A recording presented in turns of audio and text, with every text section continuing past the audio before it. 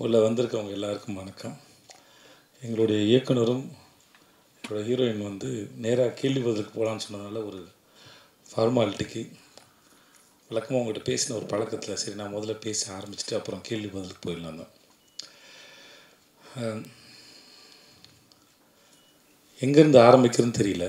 ஏன்னா இந்த படம் ஆரம்பிக்கிறதே ஒரு நிறைய சண்டை சச்சரவுகள் நடுவில் தான் இந்த படம் முதல்ல தொடங்குது. முதல்ல அந்த இயக்குனரும் இந்த நடிகரும் ஒன்று சேர அந்த அந்த விஷயம் தொடங்குனது வந்து ஒரு எங்களுக்கே எதிர்பார்க்கல. நானும் வந்து என்றைக்குமே இவரோட வேலை செய்யக்கூடாதுன்னு இருந்து அவரும் என்னோட வேலை செய்யக்கூடாதுன்னு இருந்து அதுக்கப்புறம் ரொம்ப சாதாரணமான ஏன்னா ரெண்டு பேருக்கும் பெருசாக தனிப்பட்ட முறையில் கோவம் எதுவும் இல்லாதனால ஒரு சின்ன ஒரு பூ மலர்வதை போல் அந்த அன்பு வந்து அவ்வளோ நேரம் கோவம் எல்லாம் மறந்து ஒரு அன்பாக மலர்ந்து அதுக்கப்புறம் வந்து அவர் கதை சொல்லி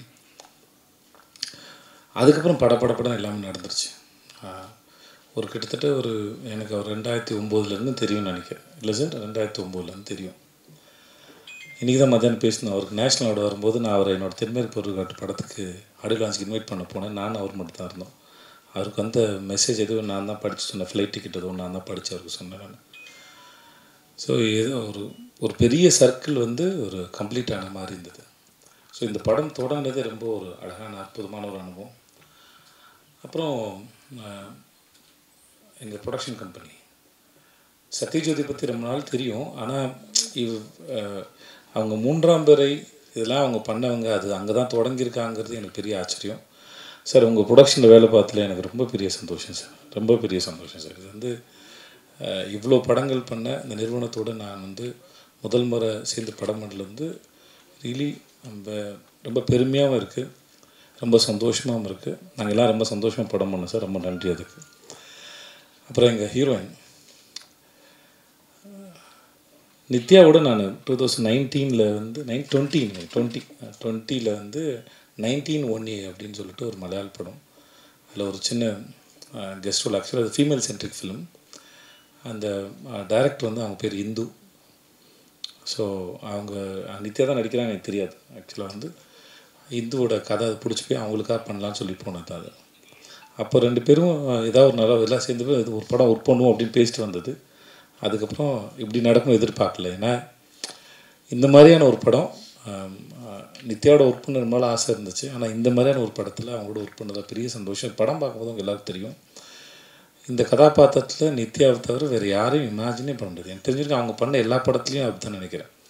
நித்யா ஒரு படம் நடித்தாங்கன்னா அதுக்கப்புறம் அந்த இடத்துல வேறு ஒருத்தரை வச்சு பார்க்கவே முடியாது.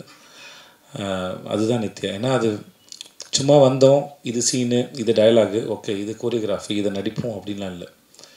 அதை முழுமையாக புரிஞ்சுக்கிட்டு அது என்ன பண்ணலாமோ, இன்னும் எப்படிலாம் பண்ணலாமோ, டைரக்டுக்கு என்னெல்லாம் தேவையோ அது எல்லாத்தையும் சரியாக புரிஞ்சுட்டு அதை சரியாக பண்ணிடணும் மெனக்கிடக்கூடிய ரொம்ப அற்புதமான ஒரு ஆர்டிஸ்ட்டு. நான் நித்யாவோட ஒர்க் பண்ணது ரொம்ப பெரிய சந்தோஷம். தேங்க்ஸ் நித்யா, இந்த படத்தில் நீங்கள் வந்து ரொம்ப நன்றி. பாண்டே சார் பற்றி சொல்லிட்டேன், சண்டே பற்றி தான் சொன்னேன். ஆனால் நிறைய பேரோட ஒர்க் பண்ணியிருக்கோம். ஆனால் அது ஒரு பிரயாணம் மாதிரி வச்சுக்கோங்களேன். நம்ம ரொம்ப தூரம் பிரயாணம் போயிட்டே இருப்போம். அந்த பிரயாணம் செய்யப்பட்டு ஒரு 500 கிலோமீட்டர் பிரயாணம் பண்ணுறோன்னா ஒவ்வொரு கிலோமீட்டரும் மனசில் தங்காது. ஆனால் அது ஒரு 5-6 இடங்கள் எங்கேயாவது இளைப்பாறை இருப்போம், ஏதாவது இடத்த உட்காந்து ரசிச்சிருப்போம், எங்கேயாவது சாப்பிட்ருப்போம், எங்கேயும் சும்மா வெறும்னே இருந்திருக்கும். சில இடத்துல மேகங்கள் அழகாக இருக்கும் ரசிச்சிருப்போம், படங்கள் எடுத்திருப்போம். அந்த ஞாபகங்கள் மட்டும் வந்து அந்த பிரயாணத்தினுடைய மெமரிஸ். அந்த மெமரிஸ் வந்து திரும்பி ஒரு முறை நினைக்கும் போது அந்த பிரயாணத்துக்கு போயிட்டு வரலான்னு தோணும் வைக்கும். அந்த மாதிரி நான் அவரோட வேலை பார்த்தது ரொம்ப அற்புதமான பிரயாணத்தில் இருக்கக்கூடிய ஞாபகங்களில் முக்கியமான ஞாபகம் வந்து இயக்குனர் திரு பாண்டியராஜ் அவருடைய எழுத்தில் இயக்கத்தில் வேலை பார்த்தது. அஃப்கோர்ஸ் கொஞ்சம் கஷ்டமாக இருந்தாலும், அந்த மனுஷன் டார்ச்சராக இருந்தாலும், சில சமயம் இந்த சொல்லுவாங்கள்ல, இந்த இவரோட படத்தில் வரும், பசங்க படத்தில் வருவாங்க, யாராவது பையனை அடிக்கிறதுக்கு ஆள் கூப்பிட்டு சார் இன்னொரு பையன் இல்லையா, அந்த மாதிரி ப்ரொடக்ஷன் கம்பெனி எங்களை அடிக்கிறதுக்கு ஆள் வச்ச மாதிரி இந்த ஆள் தான் பண்ணுறாச்சு. அவங்க ரெண்டு பேரையும் அந்த நித்யா மேனனி விஜய் சேதுபதி வச்சு டார்ச்சர் பண்ணுங்க அப்படின்னு நினச்சா எப்படி இருக்குமோ அந்த மாதிரி தான். சும்மா சொல்கிறேன், ஆனால் நிஜமாகவும் சொல்கிறேன். சும்மா மாதிரி நிஜமாக சொல்கிறேன், நிஜமாக மாதிரி சும்மா சொல்கிறேன். இது எப்படி சொல்கிறீங்கன்னு எடுத்துக்கோங்க. என்னன்னா படன்னு இருக்கும். ஆனால் நின்று அதை ரசித்தோம். ஷூட்டிங்லாம் முடிஞ்சதுக்கப்புறம் அந்த கடைசி நாள் முடிஞ்சதுக்கப்புறம் அங்கே உட்காந்து ட்ரெஸ்லாம் மாற்றிட்டு வந்து திரும்பி ஒரு 3/4 மணி நேரம் 1 மணி நேரம் உட்காந்து நாங்கள் எல்லாம் பேசிகிட்டு இருந்தோம். ஏன்னா அதை விட்டு போகிறதுக்கு மனசு இல்லை. இன்னும் இந்த ஷூட் வந்து இன்னும் ஒரு வாரம் சும்மா ஏதாச்சும் எடுக்கலாமா அப்படின்னு தோணுச்சு. அந்த அளவுக்கு. ஏன்னா அது ஒரு பெரிய குடும்பமாக இருந்தது. எல்லாருமே சரி, தீபாக்காவாக இருக்கட்டும், சரவணன் சாராக இருக்கட்டும், ரோஹனாக இருக்கட்டும், எங்கள் தங்கச்சி அறிஞர் ராகவதி, அவங்க பேர் என்ன சார், ரோஷினியாக இருக்கட்டும், குழந்தைங்களா இருக்கும், மகிழினி. ஆக்சுவலாக அந்த குழந்தை வந்து முதல்ல ஆண் குழந்தையா அந்த ஸ்கிரிப்டில்.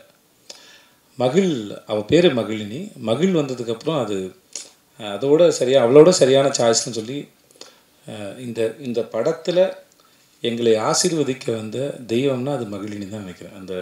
இவர் பேப்பரில் எழுதுனதை எப்படா இவர் வாட்டுக்கு எழுதி வச்சுருக்காரு, இவங்க சண்டை போட்டுட்ருக்காங்க, குழந்தை தூங்குது, திடீர்னு குழந்தை முழிக்குது, திடீர்னு குழந்தை பேசுது, அப்படிலாம் ஒருத்தர் எழுதும்போது நம்மளாம் நடிச்சிடுவோம். ஒரு வயசு குழந்தை இதெல்லாம் பண்ணுன்னா எப்படி தான் அதை எக்ஸிக்யூட் பண்ண போகிறாங்கன்னு எனக்கு பெரிய ஆச்சரியமாக இருந்தது. கேட்டேன், சார் இதெல்லாம் நடக்குமா சார், எழுதி வச்சுருக்கீங்கன்னா? எல்லாம் நடக்கும் சார், வாங்க சார் அப்படின்னு. ஏன்னா நான் பசங்க பண்ணியிருக்கேன் எனக்கு தெரியும்னா. நான் ஏதோ பேசுகிறாரு இப்போ, ஓகே அதெல்லாம் கொஞ்சம் வளர்ந்த குழந்தைங்க. இந்த குழந்தை எப்படி, எனக்கு பசங்க ஒன்றுலேயே ஒரு குழந்தை வந்து வீட்டுக்குள்ளே ஓடிக்கிட்டே இருக்கும்ல, நான் அந்த ஷாட் ரொம்ப ரசித்தேன். அந்த ஒரு குழந்தை வந்து அந்த கதையோ அந்த காட்சியை வந்து ரொம்ப நிஜமானதாக உயிருள்ளதாக மாற்றேன். அந்த குழந்தை எதுலேயும் பார்ட்டிசிபேட் பண்ணாலும் பரவாயில்ல, அது சுற்றிக்கிட்டு இருக்கும்போதே வந்து அது ரொம்ப உயிருள்ளதாக மாறுது. அந்த மாதிரி மகிழ் அப்புறம் முத்துமணி மாலை 2 பேர் இருக்காங்க. முத்துமணி மாலை கூட கொஞ்சம் வளர்ந்த குழந்தை தான் அது. ஆனால் மகிழ் வந்து ரொம்ப குட்டி பாப்பா. ஆனால் இந்த கதையில் ஒரு டைரக்டர் என்னெல்லாம் எதிர்பார்த்தாதோ அது அத்தனையும் ரொம்ப அழகாக பண்ணால், ஒரு ஸ்டேஜில் எங்களை புரிஞ்சுக்கிட்டா, ஓகே இந்த ஷார்ட் எடுக்கிற நேரம் மட்டும்தான் இவங்க கூட இருக்கணும் இல்லையா, மற்ற நேரம் நான் எங்கள் அப்பா கூட இருந்துக்கலான்னு. பட் அந்த குழந்தை வந்து நித்யாவோடையும் தீபா கூட ரொம்ப பெட்டாக இருந்தது. என்னை பார்த்து கொஞ்சம் பயப்படும். பட் மகிழ் வந்து இந்த படத்துக்கு வந்து எங்களுக்கு வந்து எங்களையும் எங்கள் தயாரிப்பாளரையும் படம் பார்க்குறவங்க எல்லாரையும் கண்டிப்பாக மகிழ்விக்கக்கூடிய அவள் வர்ற சீன்லாம் வந்து உங்கள் எல்லோரும் ரொம்ப பிடிக்கும். அது அவ்வளோ உயிரோட்டமாக இருக்குன்னு நம்புகிறேன். அப்புறம் எங்கள் தனித்தனியாக பாராட்டினா இல்லை சொல்லணுன்னா, எங்கள் டீமில் வந்து அவ்வளோ பெரிய ஆக்டர்ஸ் இருக்காங்க. செம்மன் வினோத் சார், அப்புறம் அவங்க ஒய்ஃபாக நடித்தாங்க சார், அவங்க பேர் ஜானகிமா. ஐயோ, அவங்க இப்படி படத்தில் வந்துட்டு போகிற, இப்போ இன்ட்ரடியூஸ் பண்ண அந்த நாகப்பாம்பு வினோத் சாகர் எல்லாருமே சரி, படத்தில் இருந்த எல்லாருமே இந்த படத்தை ரொம்ப, யோகி பாபு சார் எல்லாருமே சரி, இந்த படத்தை ரொம்ப பிரமாதமாக பண்ணியிருக்காங்க அவங்க வேலையை. இது நாங்கள் டப்பிங் பார்க்கும்போது ரொம்ப ரசித்தோம். படம் ஷூட் பண்ணிட்டு இருக்கும்போது நிறைய பேர் வந்து சொன்னாங்க, இது எங்களோட கதையை பார்க்குற மாதிரி இருந்தது. ஸோ படம் பார்க்குற உங்களுக்கும் அப்படி தான் இருக்கும் நாங்கள் நம்புகிறோம். ஸோ ஜூலை 25 ரிலீஸ் ஆகுது. முக்கியமாக சனா எதிர்பார்க்கல. நான் வந்து ஒரு ஆல்பமே வந்து இவ்வளோ சிறப்பாக பண்ணி தருவாருங்கிறது பழக்கமாக அவர் பண்ணுறது தான். பட் நம்ம படம்னு வரும்போது இல்லை, கொஞ்சம் எல்லாம் சரியாக அமைஞ்சுன்னு ஒரு பயம் இருக்கும். பட் சனா வந்து இந்த படத்தை வந்து ரொம்ப பிரதமாக பண்ணி கொடுத்தாரு. கேமராமேன் சுகுமார், ஆர்ட் டைரக்டர் வீரசிம்மர், எங்கள் முக்கியம் ஃபைட் மாஸ்டர் கலை. எனக்கு அந்த பையனை வந்து 2019 தெரியும். எல்லா ஃபைட்டையும் சூப்பராக பண்ணி கொடுத்தாங்க கலை. அப்புறம் பாபா பாஸ்கர். ஸோ இது ஒரு ஃபுல் பேக்ட் என்டர்டெய்னர். படம் பார்க்கும்போது கண்டிப்பாக எல்லோரும் ரொம்ப என்ஜாய் பண்ணுவீங்க அப்படின்னு நாங்கள் முழுமையாக நம்புகிறோம். ஜூலை 25 ரிலீஸ் ஆகுது. தியேட்டருக்கு வந்து பாருங்கள். ரொம்ப நன்றி. Thanks so much. வணக்கம். சேதுபதி சார் எல்லாம் சொல்லிட்டாங்க. ஐ திங்க் மோரலெஸ் எல்லாருக்கும் அந்த மாதிரி ஒரு சேம் தாட்ஸ் தான் இருக்குது. ஸோ சிம்பிளாக சொல்லிடுறேன். இந்த படம் ஷூட் பண்ணுறது, it was one of the most happiest experiences of my life. ஏன்னா ஒரு படம் பண்ணும்போது நிறையா பேர் இருப்பாங்க. எஸ்பெஷலி நம்ம படத்தில் ஆக்டர்ஸ் நிறையா பேர் இருந்தாங்க. அதில் வந்து எவ்ரி சிங்கிள் பர்சன் எல்லாருமே, from Sethupathi sir to director to எல்லா டெக்னீஷியன்ஸும் எல்லா ஆக்டர்ஸும் ஒரே வேவ் லெங்க்ல எல்லாரும் இருந்தோம். எதுவும் ஒரு ஈகோ இல்லாமல், ஒன்றுமே இல்லாமல் ரொம்ப ஈஸியாக சிம்பிளாக இருந்தோம் எல்லாரும். ஸோ நான் ஆடியோ ஃபங்க்ஷனில் சொன்னேன், ஈவன் ஒருத்தர் கூட ஏதாவது பிரச்சனை இருந்தால் அது வந்து அவ்வளோ பர்ஃபெக்ட் ஆகாது. ஸோ அது அவ்வளோ, அந்த எக்ஸ்பீரியன்ஸ் அவ்வளோ பர்ஃபெக்டாக இருக்கிறதுக்கு எல்லாருமே காரணம். ஸோ எனக்கு personally it was one of the happiest shoots. And எனக்கு I am the most confident about this film. இந்த ஃபிலிம் வந்து எல்லாருக்கும் ரொம்ப பிடிச்சிடும்னு ரொம்ப கான்ஃபிடெண்ட்டாக இருக்கேன். So yeah, I hope you all like it and நன்றி. எல்லாருக்கும் வணக்கம். அதான் சரி, ஸ்ட்ரெயிட்டாக கேள்வி போயிடலாமே அப்படின்னு இயக்குனர் வந்து இல்லை எனக்கு இன்னும் பேசுனது தான்ட்டார். அதனால் நாங்கள் நடிகராக தான் இன்றைக்கி வந்திருக்கோம். ரொம்ப நாள் ஆச்சு மீடியாவை சந்தித்து, கிட்டத்தட்ட ஒரு 3 வருஷத்துக்கு மேலே ஆச்சு. உங்களை சந்திக்கிறதுல எனக்கு ரொம்ப சந்தோஷம். தலைவன் தலைவி அந்த டைட்டில் தோன்றியது ஒரு அழகானது, கதை தோன்றியதுமே ஒரு அழகான நிகழ்ச்சி, அது அழகான சம்பவம். அது ஒரு உண்மை கதையிலிருந்து எடுத்து பண்ணியிருக்கேன். என் பையனுடைய பிறந்த நாளுக்காக ஒரு குலதெய்வம் கோயிலுக்கு போகும்போது நான் சந்தித்த 2 கேரக்டர், அதுதான் ஆகாச வீரன், பேரரசி. பார்த்ததை அப்படியே எடுத்தால் படமாகவே எடுக்க முடியாது. ஆனால் இப்படி இருந்தால் எப்படி இருக்கும் அப்படிங்கிற அந்த ஒரு கேள்வி தான் இந்த கேரக்டர். அதை எழுத ஆரம்பித்தேன். சும்மா ஒரு சிம்பிளாக ஒன்று எழுதலாம், ஒரு சிம்பிளான ஒரு இதுவாக எழுதலாம் அப்படின்னு அது எழுத அது வேறு ஒன்றா மாறிச்சு. அது எழுதும்போது தான் ஆகாச வீரனுடைய அந்த கேரக்டருடைய வேல்யூ இருக்குல்ல. ஏன்னா சிரிக்க வைப்பான், அழுக வைப்பான், டார்ச்சர் பண்ணுவான். இவன் என்ன கேரக்டர்னே சொல்ல முடியாது. ஒரு ஹீரோ கேரக்டர்னால் ஒரு ஆர்க் இருக்கும்ல, நூல் பிடிச்சது மாதிரி போகணும், இப்படி தான் இருக்கும் அப்படின்னு ஒரு ஆர்க்கும். எந்த ஆர்க்குமே இல்லாத ஒரு கேரக்டர் தான் ஆகாச வீரன். அது எல்லா ஹீரோவுமே பண்ணிட முடியாது.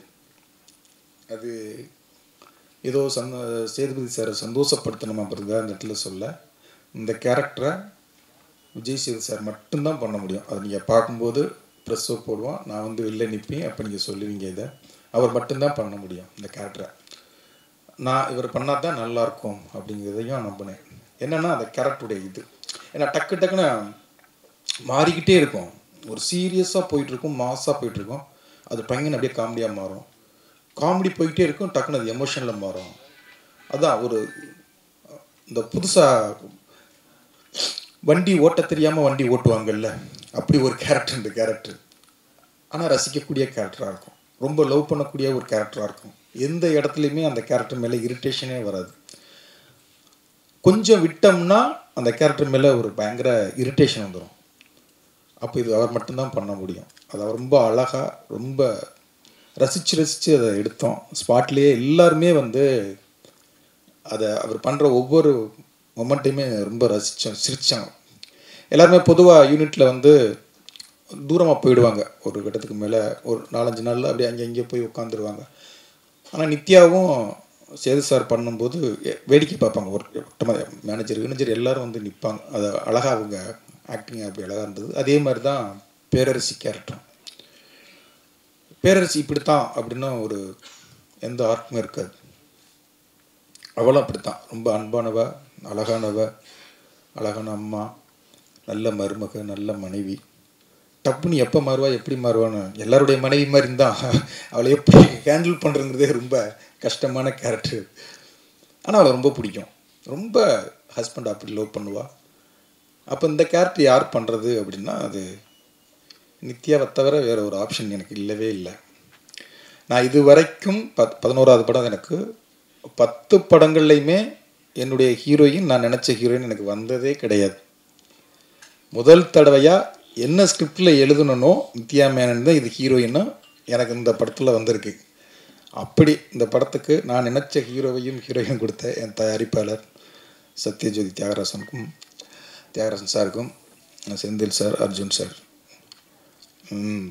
ரொம்ப நன்றி. அந்த கேரக்டரை வந்து நித்யா, அதாவது அது டாமன்ஜெரி லவ்னு சொல்லுவோம்ல, ஒரு புருஷன் பொண்டாட்டி சண்டையே நிறைய பேருக்கு கனெக்ட் ஆகும். அவங்க ஹஸ்பண்டோ அவங்க மனைவியோ அதை வந்து 2 பேரும் என்னமோ உண்மையாகவே இவங்க வாழ்ந்தாங்களோ அப்படிங்கிற அளவுக்கு சாருடைய மனைவி வந்து கோவப்படுற அளவுக்கு 2 பேரும் அவ்வளவு உண்மையாகவே இவங்க வாழ்ந்துருக்காங்கடா அப்படிங்கிற அளவுக்கு அழகாக நடித்து கொடுத்தாங்க 2 பேருமே. ஆனால் கொஞ்சம் டார்ச்சர் தான் சார். ஏன்னா முதல் நாளே 2 பேர் ஃபஸ்ட்டு 2 நாள் சேது சார் மட்டும் வச்சு எடுத்துட்டேன். 3வது நாள் தான் 2 பேர் காம்பினேஷனும். சாஃப்டாக ஆரம்பித்தேன். நித்யா மேனன் வந்து சாமி கும்பிட்டு அப்படி ஒரு மணி அடிச்சுட்டு கும்பிட்டு போங்க. இந்த சாங்கில் பார்த்தீங்கல்ல அது அப்படின்னா ரொம்ப சாஃப்டான டேரக்டர் அப்படின்னு அவங்க நினச்சாங்க. அப்புறம் 2 பேரையும் வச்சு ஒரு லவ்வர்ஸ் பேசிக்கிற மாதிரி ஒரு சீன் எடுத்தேன். அது உட்காந்தே தான் பேசணும், ரொம்ப ஜாலியாக சிரிச்சுக்கிட்டே எடுத்தோம். அது சீனும் நல்லா ரொம்ப வந்தது. படம் ஃபுல்லாக அப்படி தான் இருக்கும் அப்படின்னு நினச்சாங்க. அப்புறம் கொஞ்சம் ஷிஃப்டிங் அப்படின்னே.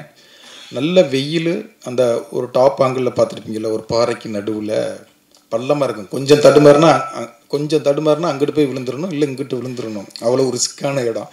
அது நடுவில் பைக்கை ஓட்ட விட்டேன். அப்படியே பார்த்தாங்க, இதுலேயே சார் வண்டியை ஓட்டணும் அப்படின்னு. இதுக்கு முன்னாலே உட்காரணும் அப்படின்னா நல்லா உட்காரணும். அந்த சாங்கில் இருக்கும். அது கொஞ்சம் என் மூடு இது தான் அப்படின்னு உங்களுக்கு முகத்தை காமிச்சேன். சரி இதை முடிச்சுட்டு விட்டுருவார் போல, ஏன்னா 4:30 ஆயிடுச்சு அதை எடுத்து முடிக்கும்போது. சரி ஃபஸ்ட்டு நாள் கொஞ்சம் மூடாகவே நல்லா நிறைய எடுத்துட்டோம், விட்டுருவார் அப்படின்னு நினச்சாங்க. பக்கத்தில் யானைமலை இருக்குது, கொஞ்சம் மேலே ஏறுமா நல்லாயிருக்கும் அப்படின்னா, இது இன்னொரு நாள் எடுத்துக்கலாமே அப்படின்னாங்க. இல்லை அடுத்தலாம் கூட்டம் வந்துடும், ஷூட்டிங் எடுக்கும் தெரிஞ்சு, இப்போ நான் ஃப்ரீயாக எடுத்து வந்துடலாம், பர்மிஷன் நைட் தான் இருக்குது. சரி நீ ஏறினா மலை ஏறிக்கிட்டு இருக்கான். ஒரு 1 ஹவர் ஏறுறான், ஒரு 45 நிமிஷம் இருக்குமா. அது ஏறிட்டு அது எடுத்துட்டோம், நினச்சது எல்லாத்தையுமே எடுத்துட்டோம். ஏன்னா ஃபஸ்ட்டு நாளே இப்படி வச்சு பண்ணுறீங்க அப்படின்னாங்க. இல்லை மைண்ட் செட் ஆகிக்குங்க, இதை நான் பண்ணுறேன். ஃபஸ்ட்டு நாளே எப்போவுமே நான் ஆர்டிஸ்ட்டுக்கு மைண்ட் செட் பண்ணிடுவேன், இதுதான் இப்படி தான் எடுக்கணும் அப்படின்னா. ஆனால் அது 70 நாளும் அதுதான். ஃபஸ்ட் நாள் எப்படி ஓடணுமோ அதே மாதிரி நான் ஓடிக்கிட்டே இருக்கும்போது கொஞ்சம் யாராவது நடந்தால் எனக்கு கோபம் வரும்.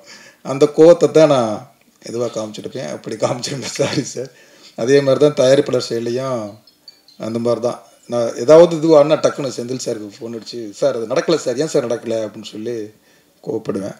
என்னென்னா அந்த படம் நல்லா வரணும், அந்த சொன்ன பட்ஜெட்டுக்குள்ளே முடிச்சு கொடுத்துடணும். எனக்கு என்னென்னா அந்த சொன்ன வார்த்தையை காப்பாற்றணும். இத்தனை நாள்னா அத்தனை நாளைக்குள்ளே முடிச்சிடணும், இந்த பட்ஜெட்னா இந்த பட்ஜெட்டுக்குள்ளே முடிச்சிடணும், ஆர்டிஸ்ட்டுக்கு இத்தனை நாள்னா அத்தனை நாளைக்குள்ளே முடிச்சிடணும். திருப்பி இன்னொரு 10 நாள் கிடைக்குமா, இன்னும் ஒரு 5 நாள் கிடைக்குமா, இன்னொரு அது தேவையில்லாத இது வரும். அதுக்காகத்தான் என்னுடைய வேலையை நான் கரெக்டாக பண்ணணும் அப்படிங்கிறது மட்டும்தான். மற்ற எல்லாருமே பயங்கரமாக லவ் பண்ணுற ஒரு கேரக்டர் தான். உண்மையிலே இது ரொம்ப சந்தோஷமாக இந்த படம் முடியும் போது, எப்போவுமே ஒரு படம் முடியும் போது எப்படா முடிக்கலாம், அடுத்த படத்துக்கு போகலாம்னு ஆர்டிஸ்ட்டுக்கு ஒரு மனநிலை வந்துடும், இல்லை டெக்னீஷியனுக்கும் வந்துடும். ஆனால் இந்த படத்தில் என்னன்னு தெரில, 75 நாள் நாங்கள் பிளான் பண்ணோம், 71 72 நாள் எடுத்தோம். 2 பேருமே கெஞ்சுறாங்க, சேது சாரும் ப்ளீஸ் இன்னும் 2-3 நாள் எடுங்க, தயவுசெய்து பிரேக்கப் இது ஷெட்யூலை முடிச்சிடாதீங்க ப்ளீஸ், ஏன் அவசரப்படுறீங்க, நம்ம 75 நாள் தானே ஷெட்யூல் கொடுத்துருக்கோம், இன்னும் மெதுவாக எடுக்கலாம், இன்னும் நம்ம எல்லோரும் ஒன்று சேர்ந்து இருக்கலாம். என்னென்னா அது உண்மையாகவே எனக்கு அது கடைக்குட்டி சிங்கம் படத்தில் அந்த ஃபீல் கிடச்சது. அது எல்லாருமே ஒரு குடும்ப ஆட்கள் மாதிரி அப்படியே இதுவாகிடுவாங்க. அந்த ஃபீல் இந்த படத்தில் அதை விட அதிகமாகவே கிடச்சிது. ஒன்றாவே உட்காந்துருப்போம், ஒன்றா சாப்பிடுவோம். சார் பரோட்டா போடுவார், அதில் ரிஸ்க்கான பரோட்டா போடுவார், சாக்லேட்டு பரோட்டாம்பார். அது என்ன சார், வாட்டர்மெலன் பரோட்டான்னு கொடுப்பாரு. நாளைக்கு ஷூட்டிங் இருக்கே, அதை சாப்பிட்றதா வேண்டாமான்னு பயம் இருக்கும், சாப்பிடுங்க நல்லா இருக்கும் அப்படிம்பாரு. அப்புறம் ஒவ்வொன்றும் ஒவ்வொரு வெரைட்டியாக கண்டுபிடிச்சிக்கிட்டே இருப்பார். அவன் பரோட்டா கண்டுபிடிச்சா கூட அவ்வளோ வெரைட்டி கண்டுபிடிச்சிக்க மாட்டார். அதை சாப்பிட்றதுக்கு ஒரு கூட்டம் ரெடியாக இருக்கும், வாங்கடா அப்படின்னு சொல்லி இது பண்ணிவிடுவார். அது சந்தோஷம், ரொம்ப சந்தோஷம். அதே மாதிரி இந்த குழந்தைகளாக இருக்கும், ஒவ்வொரு கேரக்டர் எல்லாருமே யோகி பாபுலேருந்து எல்லாத்தையும் ஒவ்வொரு ஆளையும் சொல்லணும். அவ்வளோ பேருமே ரொம்ப கேமராமேன், அவனும் நானும் அவன் அசிஸ்டண்ட் ஸ்டில் ஃபோட்டோகிராஃபராகவும் நான் அசிஸ்டன்ட் டேரக்டராகவும் இருந்தோம். அவன் நானும் சேர்ந்து அவ்வளோ நித்யா தான் கேட்டாங்க, உங்களுக்கு ஃபஸ்ட்டு படமா அப்படின்னாங்க. ஆமாம் அப்படின்னு. அப்படி தெரியலையே அவ்வளோ, ஏன்னா 2 பேரும் ஓடிட்டே இருப்பாங்க, லைட் பண்ணுறது தெரியாது, எடுக்கிறது தெரியாது, அவ்வளோ ஸ்பீடாக ஓடிட்டே இருப்பான். அதே மாதிரி எடிட்ரு பிரதீப்னு சொல்லி கதைகளில் நான் லான்ச் பண்ணேன். இன்றைக்கி அவன் விஜய் சார் வரைக்கும் வந்திருக்கான். இந்த படத்தில் ட்ரெய்லர் பண்ணியிருக்கான், அது கொஞ்சம் ட்ரெய்லருக்கு டைம் ஆச்சு, இல்லைன்னா இன்றைக்கே ஸ்க்ரீன் பண்ணியிருப்பான். அவ்வளோ அழகாக பண்ணியிருக்கான். அதே மாதிரி ஆர்ட் டைரக்டர், ஃபைட் மாஸ்டர் சூப்பராக 4 நாள் பிளான் பண்ண ஃபைட்டை 2 நாள்லாம் எடுத்திருக்கோம். அது அவருடைய அந்த கிளாரிட்டி அவ்வளோ சூப்பரான ஒர்க்கு அவர்கிட்ட. அதே மாதிரி முதல் தடவையாக சனாவும் நானும் வேலை பார்த்துருக்கோம். எனக்கு ரொம்ப பிடிக்கும் சனாவோட. ஒவ்வொரு தடவையும் இடையில் பசங்க 2 கூட நாங்கள் போய் பேசணும், அது சரியாக செட் ஆகலை. இந்த படத்தில் 5 சாங் பண்ணியிருக்காரு. 5 சாங்குமே ரொம்ப நீங்கள் கேட்டிங்கன்னா உங்களுக்கு தெரியும். இப்போ 2 சாங் தான் கேட்டிருக்கீங்க. ரொம்ப அவ்வளோ பெஸ்ட்டு ஆல்பமாக இருக்கும். கண்டிப்பாக என்னுடைய படங்களில் இது ரொம்ப முக்கியமான ஆல்பமாக இருக்கும். 5 தீம் போட்டிருக்காரு. அதில் 4 சாங்கு விவேக் பண்ணியிருக்காரு, 1 சாங்கு கார்த்திக் நேத்து எழுதியிருக்காரு. அந்த கார்த்திக் நேற்று எழுதின சாங் வந்து எனக்கு வந்து கேடி பில்லா கில்லாடிரங்காவில் வந்து இந்த இன்றைக்கும் அந்த அப்பா சாங்கு தெய்வங்கள் எல்லாம் தோற்றி போகும் அந்த சாங்கு நான் முத்துக்குமார் எழுதி இன்னமும் நிறைய பேர் அந்த சாங்கை சொல்லுவாங்க. இந்த படத்தில் ஒரு கணவன் மனைவிக்கான ஒரு சாங்கு எழுதியிருக்கோம். அது அன்றைக்கி ஈவன் டியூன் போடும்போது நான் அழுதேன். எனக்கு என்ன அறியாமல் எங்கள் அப்பாவை நினச்சி நான் அழுதேன். அதே அளவுக்கு இந்த சாங்கை வந்து அதை டியூன் கேட்கும்போதும் அவ்வளோ அழகாக இருந்தது. அது லிரிக்ஸை வந்து இதுங்கும்போது அந்த சாங்கை கேட்கும்போது என்னை அறியாமல் பலன்னு நான் கொட்டினேன், அழுதேன். அது அப்புறம் எடிட் பண்ணுறதுக்காக எடிட்டருக்கு அனுப்பினேன். அவன் சொன்னான், சார் சாங்கை கேட்கும்போதே அழுக வந்துடுச்சு சார் அப்படின்னா. அந்த சாங் விஷுவலாக பார்க்கும்போது உண்மையாகவே கணவன் மனைவியை பிரிஞ்சிருந்தாவோ, காதலன் காதலியை பிரிஞ்சிருந்தாவோ, நண்பன் நண்பனை பிரிஞ்சிருந்தாவோ, அவங்க எல்லாருக்குமே இந்த சாங்கை கேட்கும்போது ஒரு உண்மையிலே ஒரு பயங்கர ஒரு ஃபீல் வரும், ஒரு யோசிப்பாங்க கண்டிப்பாக. இந்த படம் வந்து டைவர்ஸை பற்றி கொஞ்சம் பேசியிருக்கோம். இன்றைக்கி வந்து டைவர்ஸ் வந்து ரொம்ப அதிகமாகிட்டே இருக்குது. ஏன் அப்படிங்கிற ஒரு கேள்வி தான் இந்த கதை. அதை வந்து ஒரு விஷயமாக பேசியிருக்கோம். அது கண்டிப்பாக இந்த படத்துக்கு அப்புறம் நிறைய பேர் யோசிப்பாங்க. கடைக்குட்டி சிங்கான மவுட்டு பிள்ளை படங்கள் பார்த்துட்டு நிறைய அக்கா தம்பிகளும் அண்ணன் தங்கச்சிகளும் ஒன்று சேர்ந்துருக்குன்னு என்கிட்ட சொல்லுவாங்க. நிறைய கணவன் மனைவிகள் யாராவது டைவர்ஸ் ஆகணும்னு ஆசைப்பட்டிருந்தாவோ, இல்லை கோர்ட்டுக்கு போய் கொண்டிருந்தாவோ, போகணுமா அப்படிங்கிற ஒரு யோசனையை கொடுக்கும் அப்படின்னு நான் அந்த படத்தை நம்புகிறேன். கண்டிப்பாக வந்து யோசிக்க வைக்கும் அப்படிங்கிற நம்பிக்கை எனக்கு இருக்குது. அது படம் பார்த்ததுக்கப்புறம் பார்ப்போம். நன்றி, தேங்க்யூ. Opening okay sir. சரி சார், இங்கே நான் தான் ஒன்றில் இதுக்கு 500 கிலோமீட்டர் பிரயாணம் போனால் ஒரு 5-6 கிலோமீட்டர் மனசுலேயே நிற்கும், ஒரு 5-6 இடங்கள் நிற்கும் அப்படின்னு சொன்னீங்க. இதுக்கப்புறம் பாண்டியராஜ் அவர் கூட பிரயாணம் போவீங்களா என்ன? ஏன்னா 2 பேருமே பேசிக்கிட்டதில் ஒரு பூடகமாக ஏதோ ஒரு தெரிஞ்சுது எங்களுக்கு. ஏதோ ஒரு சின்ன சண்டை சச்சரவு, அது என்ன இது? கேக்குதா சார்? ஆமாம் சார், அது ஒரு சண்டை தான் சார். அது ஒரு சண்டை தான் சார். அது இங்கே புதுநெட்டில் சொன்னால் நல்லா இருக்காது. ஆனால் படம் ஆடியோ கேட்குதா? இப்போ கேட்குதா? ஒரு நிமிஷமா. ஓகே சார், செக் கேட்குதா உங்களுக்கு? ஓகே. 2 பேருக்கு மிஸ் அண்டர்ஸ்டாண்டிங் வந்தது. படம் பண்ண வேணாம்னு நினச்சோம். ஆனால் பண்ணும்போது அது வந்து ரொம்ப அழகான அனுபவம் ஆயிடுச்சு. கண்டிப்பாக அவரோட நிறைய படம் பண்ணுவேன் நான். அவருடைய எழுத்தும் அவர் யோசிக்கிற விதமும் அவர் மெனக்கிடுற விதமும் அதுக்கு அவ்வளோ சிரத்தை எடுத்துப்பாப்புல. இந்த படம் ஒரு படத்தை எடுக்கிறது மட்டும் இல்லை, ஒரு படம் உங்கள் மக்கள்கிட்ட வந்து சேர்ற வரைக்கும், தேட்டரை விட்டு போகிற வரைக்கும் அது என்னென்ன பண்ணணுமோ அத்தனையும் யோசிக்கிற ஒரு மனுஷன். அவ்வளோ பொறுப்பாக அதை செய்யக்கூடியவர். ஹீரோயின் மேடம், ஒரு கேள்வி. அதாவது நீங்கள் அருமையாக நடிப்பீங்க. நான் கூட ஏன் தொடர்ந்து பண்ண முடியும், தமிழோட மலையாளத்துக்கு அதிக முக்கியத்துவம் கொடுக்குறீங்களோ? ஏன்னா மலையாள ஆர்டிஸ்ட், மலையாளத்துலேருந்து வரவங்களும் இங்கே சூப்பர் ஸ்டார் ஆகிடுறாங்க, அதான் ஹீரோயின்ஸு இங்கேயே அப்படி செட்டில் ஆகிடுவாங்க. நீங்கள் மட்டும் தமிழில் ஒரு படம், ஒரு வருஷத்துக்கு ஒரு படம் அந்த மாதிரி தான் பண்ணுற மாதிரி தெரியுது. என்ன காரணம்? நான் மலையாளம் படம் பண்ணவே இல்லைங்க. திருச்சிற்றம்பலம்க்கு அப்புறம் இதுதான் பண்ணிகிட்ருக்கேன் இப்போது. ஸோ ஆமாம், செலக்ட் பண்ணி தான் பண்ணுறேன். அண்ட் ஆல்சோ அப்படி தமிழ்லன்னு இல்லை, ஜென்ரலாகவே கொஞ்சம் ரொம்ப டைம் எடுத்து தான் நான் பண்ணுவேன். அண்ட் ஆல்சோ நான் மலையாளம்லேருந்து இல்லை, நான் பெங்களூரியன். ஸோ எல்லா பாஷையும் பேசுவேன் நான். தமிழ் வந்து மலையாளத்துக்கு விட பெட்டராக பேசுவேன் தமிழ். விஜய் சேவி சார், இந்த படம் தலைவின் தலைப்பு டைரக்டரும் பேசும்போது சொல்லிட்டாரு, டைவர்ஸை பற்றி நிறைய பேசுதுன்னு. கணவன் மனைவி ரிலேஷன்ஷிப் தான் அப்படிங்கிற மாதிரி தெரியுது. ஆமாம் சார், ஒரு 5 வருஷம் 10 வருஷம் ஆகிட்டுனா கணவன் மனைவிக்குள்ள ஒரு அண்டர்ஸ்டாண்டிங் வரும். இவங்க இப்படி தான் திருந்த மாட்டாங்க, நம்ம அட்ஜஸ்ட் பண்ணணும், விட்டு கொடுக்கலாம் அப்படின்னு கணவன் மனைவிக்கு ஒரு அண்டர்ஸ்டாண்டிங் வரும்.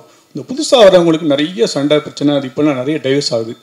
உங்களோட அனுபவத்தில் ரிலேஷன்ஷிப், கணவன் மனைவி ரிலேஷன்ஷிப் நல்லா இருக்குன்னா என்ன செய்யணும், எப்படி விட்டு கொடுக்கணும், என்ன மாதிரி போகணும்னு சொல்லுவீங்க சார்? முதல்ல இது வந்து இதுக்கு ஒரு பொதுவாக சொல்கிறதுக்கு எதுவும் இருக்கான்னு எனக்கு தெரியாது. ஏன்னா அது 2 பேருடைய தனிப்பட்ட பர்சனல். ஓகே, ஆனால் சில சமயம் நம்மளாம் முடிவு எடுக்கிறோம்ல, பண்ணிக்கலான்னு தோணுது, சில சமயம் சண்டை போடலான்னு தோணுது. அது டைம் கொடுத்து பார்க்கலான்னு இருக்குது, வேகமாக இல்லாமல் கொஞ்சம் டைம் கொடுத்து பார்க்கலான்னு இருக்குது. அதுவுமே அவங்களுடைய சொந்த இதுதானே முடிவு தானே ஒழிய வெளியிருந்து ஒருத்தர் சொல்ல முடியதில்லை. பட் அவசரப்பட வேணாங்கிறது தான் அதிகபட்சம், வேறு ஒன்றும் இல்லை. கொஞ்சம் டைம் கொடுத்து பார்க்கலாமா அப்படிங்கிறது வேறு ஒன்றும் இல்லை. விஜய் சேதுபதி சார், இப்போ நீங்கள் வந்து ஒரு மிகப்பெரிய பக்குவப்பட்ட நடிகர், இண்டஸ்ட்ரி பற்றி எல்லா விஷயங்களும் தெரியும். தெரியாது சார்? இல்லை, தெரியும். இல்லை, நான் என்ன சொல்கிறேன்னா, ஒரு படத்துக்கு ஒரு நடிகர் கமிட் ஆகும்போது சம்பளம் வாங்குறீங்க, எல்லா வசதிகளும் இருக்குது. என்ன வசதி சார்? இல்லை, என்ன வசதி? படத்து அது உங்களுக்கு தான் தெரியும். நான் சொல்கிறேன், அப்புறம் சொல்கிறேன். நீங்கள் இல்லை என்னன்னா, படத்தில் நடிக்கும்போது கஷ்டங்கள் இருக்கும். சண்டை போட்டேன், இது பண்ணல, எனக்கு பிடிக்கல, ஒத்துக்கலை அப்படிங்கிற விஷயம் மற்ற நடிகர்கள் சொல்லலாம். ஆனால் இப்போ நீங்களே வந்து கஷ்டப்பட்டு சண்டை ஆச்சு, மறுபடியும் சிறப்பாக நடந்துச்சு அப்படிங்கிற ஒரு மனநிலையும் சொல்கிறீங்க. அது உங்கள் வாயிலேருந்து வரக்கூடாதுன்னு நாங்கள் எதிர்பார்த்தோம். ஐயா இல்லையா, நான் இதுதான் அது ரொம்ப முக்கியமான விஷயம். 2 பேருக்குள்ள ரொம்ப நாளாக இருந்த மனஸ்தாபம் வந்து நான் சொன்ன வார்த்தையை நீங்கள் கவனிச்சுன்னு நினைக்கிறேன். ஒரு சின்ன வயசில் 2 பேரும் ரொம்ப அழகாக ஒரு பூ மலர்றது போல் மலர்ந்தது அப்படின்னு நான் சொன்னது ரொம்ப அழகாக மலர்ந்துச்சு.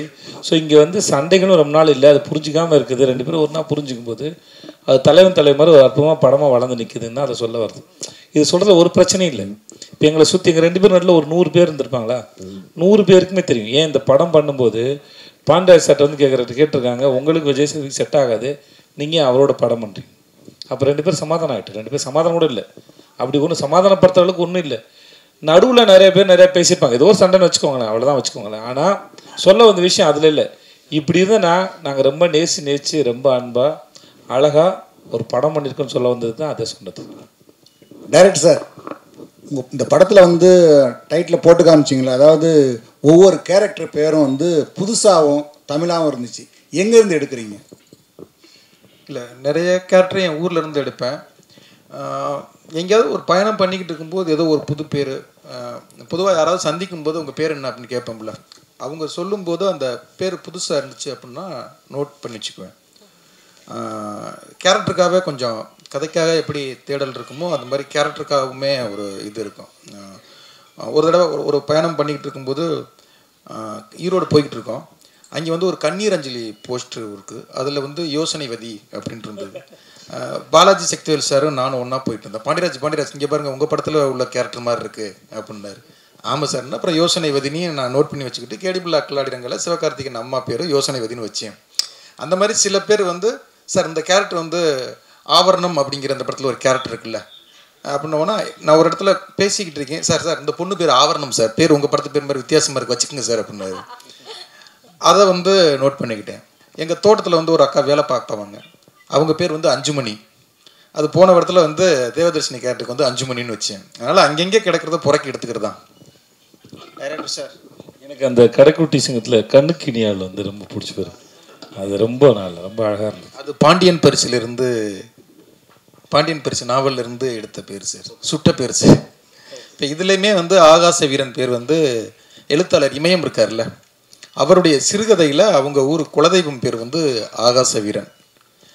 அப்புறம் வந்து அந்த பேர் எனக்கு ரொம்ப பிடிச்சிருந்தது. அவருக்கு ஃபோன் பண்ணி கேட்டு அந்த சிறுகதையை நான் விலைக்கு வாங்கிக்கிட்டு அந்த ஆகாசன் வீரன் பேரையும் அந்த சிறுகதையில் உள்ள ஒரு சின்ன போர்ஷனையும் அந்த படத்தில் நான் பயன்படுத்தியிருக்கேன்.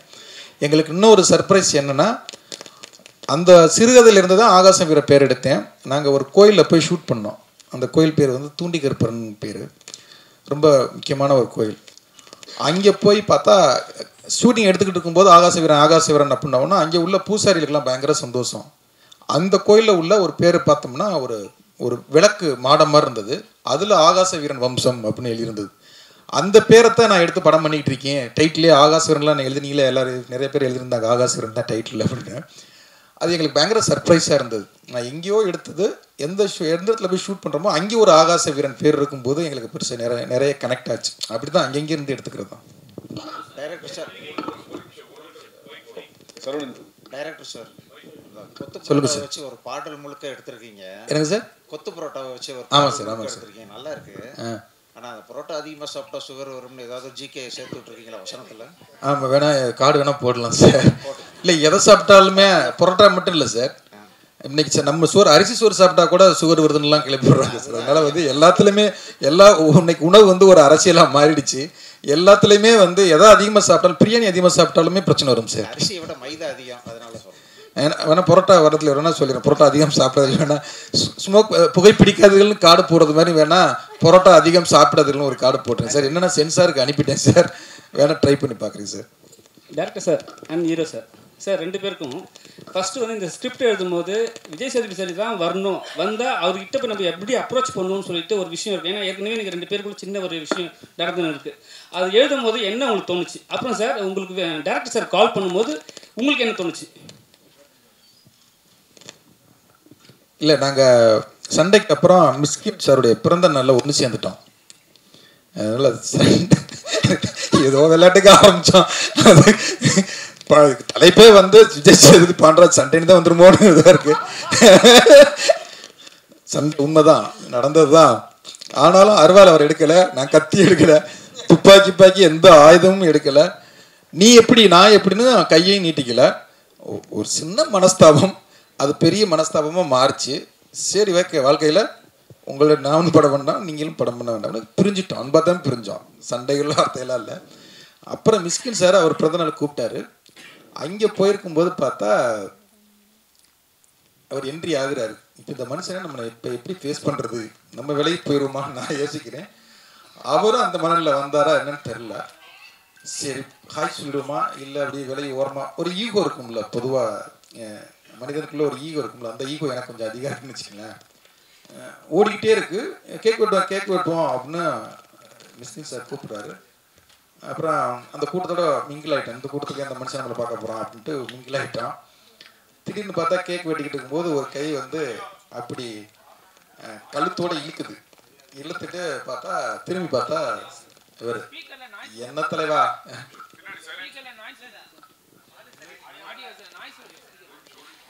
இல்லை கேள்வி சண்டையை பற்றியே கேட்கணுன்னா கேமராவுக்கு கடுப்பாயிடுச்சு. அதனால அந்த அந்த எண்ணத்துல அப்படி பண்ணிட்டீங்க அப்படின்னு சொல்லிட்டு அடுத்து ஒரு படம் பண்ணுவோமா, அங்கேயே ஒன்று சேர்ந்துட்டோம். அது அவரே கேட்டுட்டாரு. இல்லை தலைவா அன்னைக்கு நீங்கள் கொஞ்சம் அப்படின்னு, இல்லை நீங்களும் கொஞ்சம் அப்படி தான் பேசுனீங்க அப்படின்னு. சரி ஓகே, அது ஒரு படம் பண்ணுவோம் அப்படின்னா அப்புறம் கதையை வந்து நான் என் கேமராமேன்ட்ட சொன்னேன், இது சேது சார் பண்ணால் தான் நல்லா இருக்கும்னா. சேது சாரோட அவன் வந்து நிறைய படங்கள் பண்ணியிருக்கான். அவன் உடனே ஃபோன் அடிச்சு பாண்டியராஜ் ஒரு சரியான கதை வச்சுருக்கான் கேளுங்க அப்படின்னாரு. ஓகே வர சொல்லுங்க, எனக்கு ஒன்றும் பிரச்சனை இல்லை. கதையை போய் சொன்னேன். ஒரு 20 நிமிஷம் தான் ஃபஸ்ட்டு நான் கதைக்கு சொன்னேன். அவர் அப்போ வந்து ஒரு ஐடியா, ஒரு இது இருந்தது. கேட்ட உடனே அந்த ஆகாச வீரன், பேரரசி, பொற்சொல்வன், அந்த ஒரு 10 கேரக்டர் பேர் என்பதே அவர் ரொம்ப சார் சூப்பராக இருக்குது சார், பேரே ரொம்ப அழகாக, ஒரு ரசிக்கிற விதம் இருக்குல்ல. ஒரு கதையை வந்து அவ்வளோ அழகாக அதை ரிசீவ் பண்ணி அவ்வளோ அழகாக ரசித்து சார் நான் அதை உடனே பண்ணுறேன். அவர் மேனேஜர் குமார் சார் 2 பேரும் தான் கேட்டாங்க. அது கேட்ட உடனே ஒருத்தரை பார்த்து சூப்பராக இருக்குது, நம்ம பண்ணிடுவோம் சார் அப்படின்னு. அப்படி தான் அந்த அன்பா அழகாக ஸ்டார்ட் ஆனது சார்.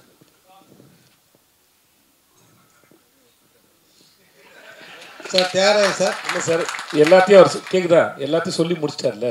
இதுக்கு மேலே சொல்கிறதுக்கு ஒன்றும் இல்லை. சுகு சார் சொன்னாப்புல அதான் எல்லாமே சொல்லி முடிச்சேன். இதுக்கு மேலே நான் என்ன பதில் சொல்கிறேன்னு தெரியல. கதையை சொன்ன உடனே அது ரொம்ப பிடிச்சி போச்சு, அவ்வளோதான். அது இவங்களுக்கும் அவ்வளோதான் சொல்லியிருப்பேன், உங்களுக்கு எல்லாம் சொல்லியிருப்பேன். கதை உங்களுக்கு 20 மினிட்ஸ் சொல்லியிருப்பாரு ஃபஸ்ட்டு.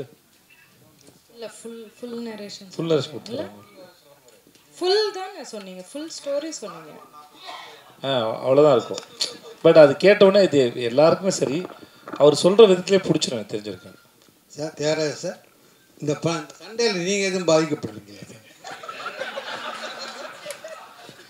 சார்? நம்ம அந்த டாபிக் வெளியே போமா சார்? அது முடிஞ்சு போச்சு சார். அது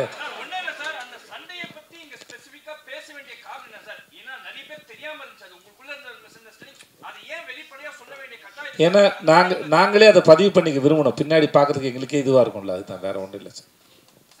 சார் ஒரு நிமிஷம், 3 அங்கே முடிச்சுட்டு வந்துட்டாங்க கேட்குறாங்க. மைக் அங்கே கொடுமா, அங்கே முடிச்சுட்டு இங்கே திருப்பி.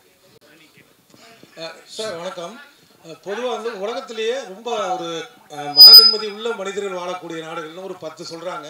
அந்த 10 பின்லாந்து, நார்வே இந்த மாதிரி. அங்கே இருக்கக்கூடிய ஒற்றுமை என்ன அப்படின்னா, கடவுள் மறுப்பாளர்கள் அதிகம், அடுத்தது விவாகரத்துகள் அதிகம். ஆனால் தமிழ் சினிமாவில் பார்த்தீங்க அப்படின்னா, இந்த ஒரு தம்பதி அப்படின்னாலே அவங்க விவாகரத்தே பண்ணக்கூடாது அப்படிங்கிற மாதிரி தான் வருது. அது வந்து யதார்த்த மனநிலைக்கும் ஒரு பெண்ணுரிமைக்கும் எதிரான ஒரு மனப்போக்கா, அது எப்படி இருந்தாலும் அட்ஜஸ்ட் பண்ணி தான் ஆகணும் அப்படிங்கிற மாதிரியான ஒரு ஒட்டுமொத்தமாக கேட்குறேன், உங்கள் படம்ட்டு கேட்கல. அப்படி இல்லாமல் இயல்பான ஒரு விஷயத்தை கொண்டு வந்தா என்ன சார்? முதல்ல நீங்கள் ஒட்டுமொத்தமாக கேட்கலாம், நாங்கள் எங்கள் படத்தில் தான் பதில் சொல்ல முடியும். இந்த படத்தில் நாங்கள் வந்து டிவர்ஸ் பண்ணக்கூடாதுன்னு பேசலை. நாங்கள் ஒரு கதாபாத்திரத்தை எடுத்து அதுக்குள்ளே இருக்கிற இஷ்யூ தான் ஹேண்டில் பண்ணியிருக்கோம். ஸோ அந்த சுச்சுவேஷன் வரும்போது என்னவா இருக்குது, என்ன முடிவு எடுக்கிறாங்கன்னு சொல்லியிருக்க மொழியை. அப்புறம் இது வந்து நாங்கள் பெண் சுதந்திரத்துக்கு அகைன்ஸ்ட் எல்லாம் நாங்கள் செய்யவே இல்லை. அது ஒருத்தர் தனிப்பட்ட சுதந்திரம் தான் ஒழிய அதை பற்றி நாங்கள் கமெண்ட் பண்ணல. நாங்கள் எப்பவுமே ஒரு கதை சொல்லும்போது அந்த கதாபாத்திரங்கள் வருது, அந்த கதாபாத்திரம் அதுக்கு என்ன ரியாக்ட் பண்ணுறாங்க அதை பற்றி தான் சொல்கிற மொழியை. இப்போ நீங்கள் சொல்கிற மாதிரி எடுத்துக்கின்னு வச்சுக்கோங்களேன், அது அவங்களுடைய சொந்த வாழ்க்கை என்ன பிரச்சனை, அவங்க ஏன் விவகாரத்துக்கு போனாங்க, அந்த பிரச்சனை எடுத்து நாங்கள் கன்வின்ஸ் பண்ணல. நாங்கள் இன்னொருத்தர் வாழ்க்கை பிரச்சனை எடுத்து நாங்கள் கன்வின்ஸ் பண்ணி இது கட்டாயம் சேர்ந்து வாழ்னு சொல்ல வரல. நாங்கள் இந்த பிரச்சனையும் இவங்களை பற்றி தான் பேசுகிறோம். ஓகே தானே sir? Thank you sir. So Nithya Menon உங்களுக்கு கொஸ்டின். ஸோ நீங்கள் தமிழில் படங்கள் ரொம்ப சூஸியாக பண்ணுறதா கேள்விப்பட்டோம். அண்ட் இந்த படம் ஜென்ரலாக நீங்கள் சூஸியாக படங்கள் பண்ணுறீங்க. ஸோ டிரெக்டர் பாண்டியராஜ் கதை சொல்லும்போது உங்களுக்கு ரொம்ப அட்ராக்ட் பண்ண விஷயம் வந்து கதை, ஃபர்ஸ்ட் இடத்துல கதையா இல்லை விஜய் சேதுபதி பாண்டியராஜ் காம்பினேஷனா, என்ன விஷயம்? இல்லை 100% கதை தான் எனக்கு ஃபர்ஸ்ட் முக்கியம். ஆனால் ஓகே. அண்ட் அதே மாதிரி நீங்கள் வந்து நேஷனல் வாங்கினதுக்கப்புறம் ஒவ்வொரு இயக்குநர்களும் கதை சொல்ல வரும்போது ஆரம்பிக்கிற விஷயம் என்ன, இந்த படம் பண்ணவங்க உங்களுக்கு கண்டிப்பாக ஒரு அடுத்த நேஷனல் அவார்டு கன்ஃபார்ம் அப்படின்னு ஆரம்பிக்கிறாங்களா, எப்படி ஆரம்பிக்கிறாங்க? ஏன்னா ஜென்ரலாக ஒரு ஹீரோனை கதை சொல்லும்போது உங்களுக்கு மேடம் இல்லை, நான் கதை சொல்லும்போது அவங்க நேஷனல் அவார்டு வாங்கலைங்க, நான் அப்படி சொல்லவே இல்லை. முன்னாடி தான். ஸோ இந்த படத்துக்கு நாங்கள் எதிர்பார்க்கலாம், நேஷனல் அவார்டு எதிர்பார்க்கலாமா? ஏன்னா நீங்கள் சமயம் பண்ணியிருக்கீங்கன்னு சொன்னாங்க. அது என் கையில் இல்லையே. சரி, ஒரு கொஸ்டின் விஜய் சேதுபதி உங்களுக்கு. ஸோ ஜென்ரலாக ஒவ்வொரு ஹீரோனும் பாலாஜி தானே? பாலாஜி ரொம்ப நாள் கழிச்சு பார்க்குறேன் நினைக்கிறேன். ரொம்ப வருஷம் கழிச்சு பார்க்குறேன் உங்களை. ரொம்ப நாள் கழிச்சு நான் வரேன். ரொம்ப வருஷம் ஆச்சு, பார்த்து ரொம்ப வருஷம் இருக்கு. ஆமாம், எப்படி இருக்கீங்க? நல்லா இருக்கேன் பாலாஜி. தேங்க்யூ. இப்போ நான் ராஜ் டிவியில் ஹெட்டாக ஒர்க் பண்ணுறேன்.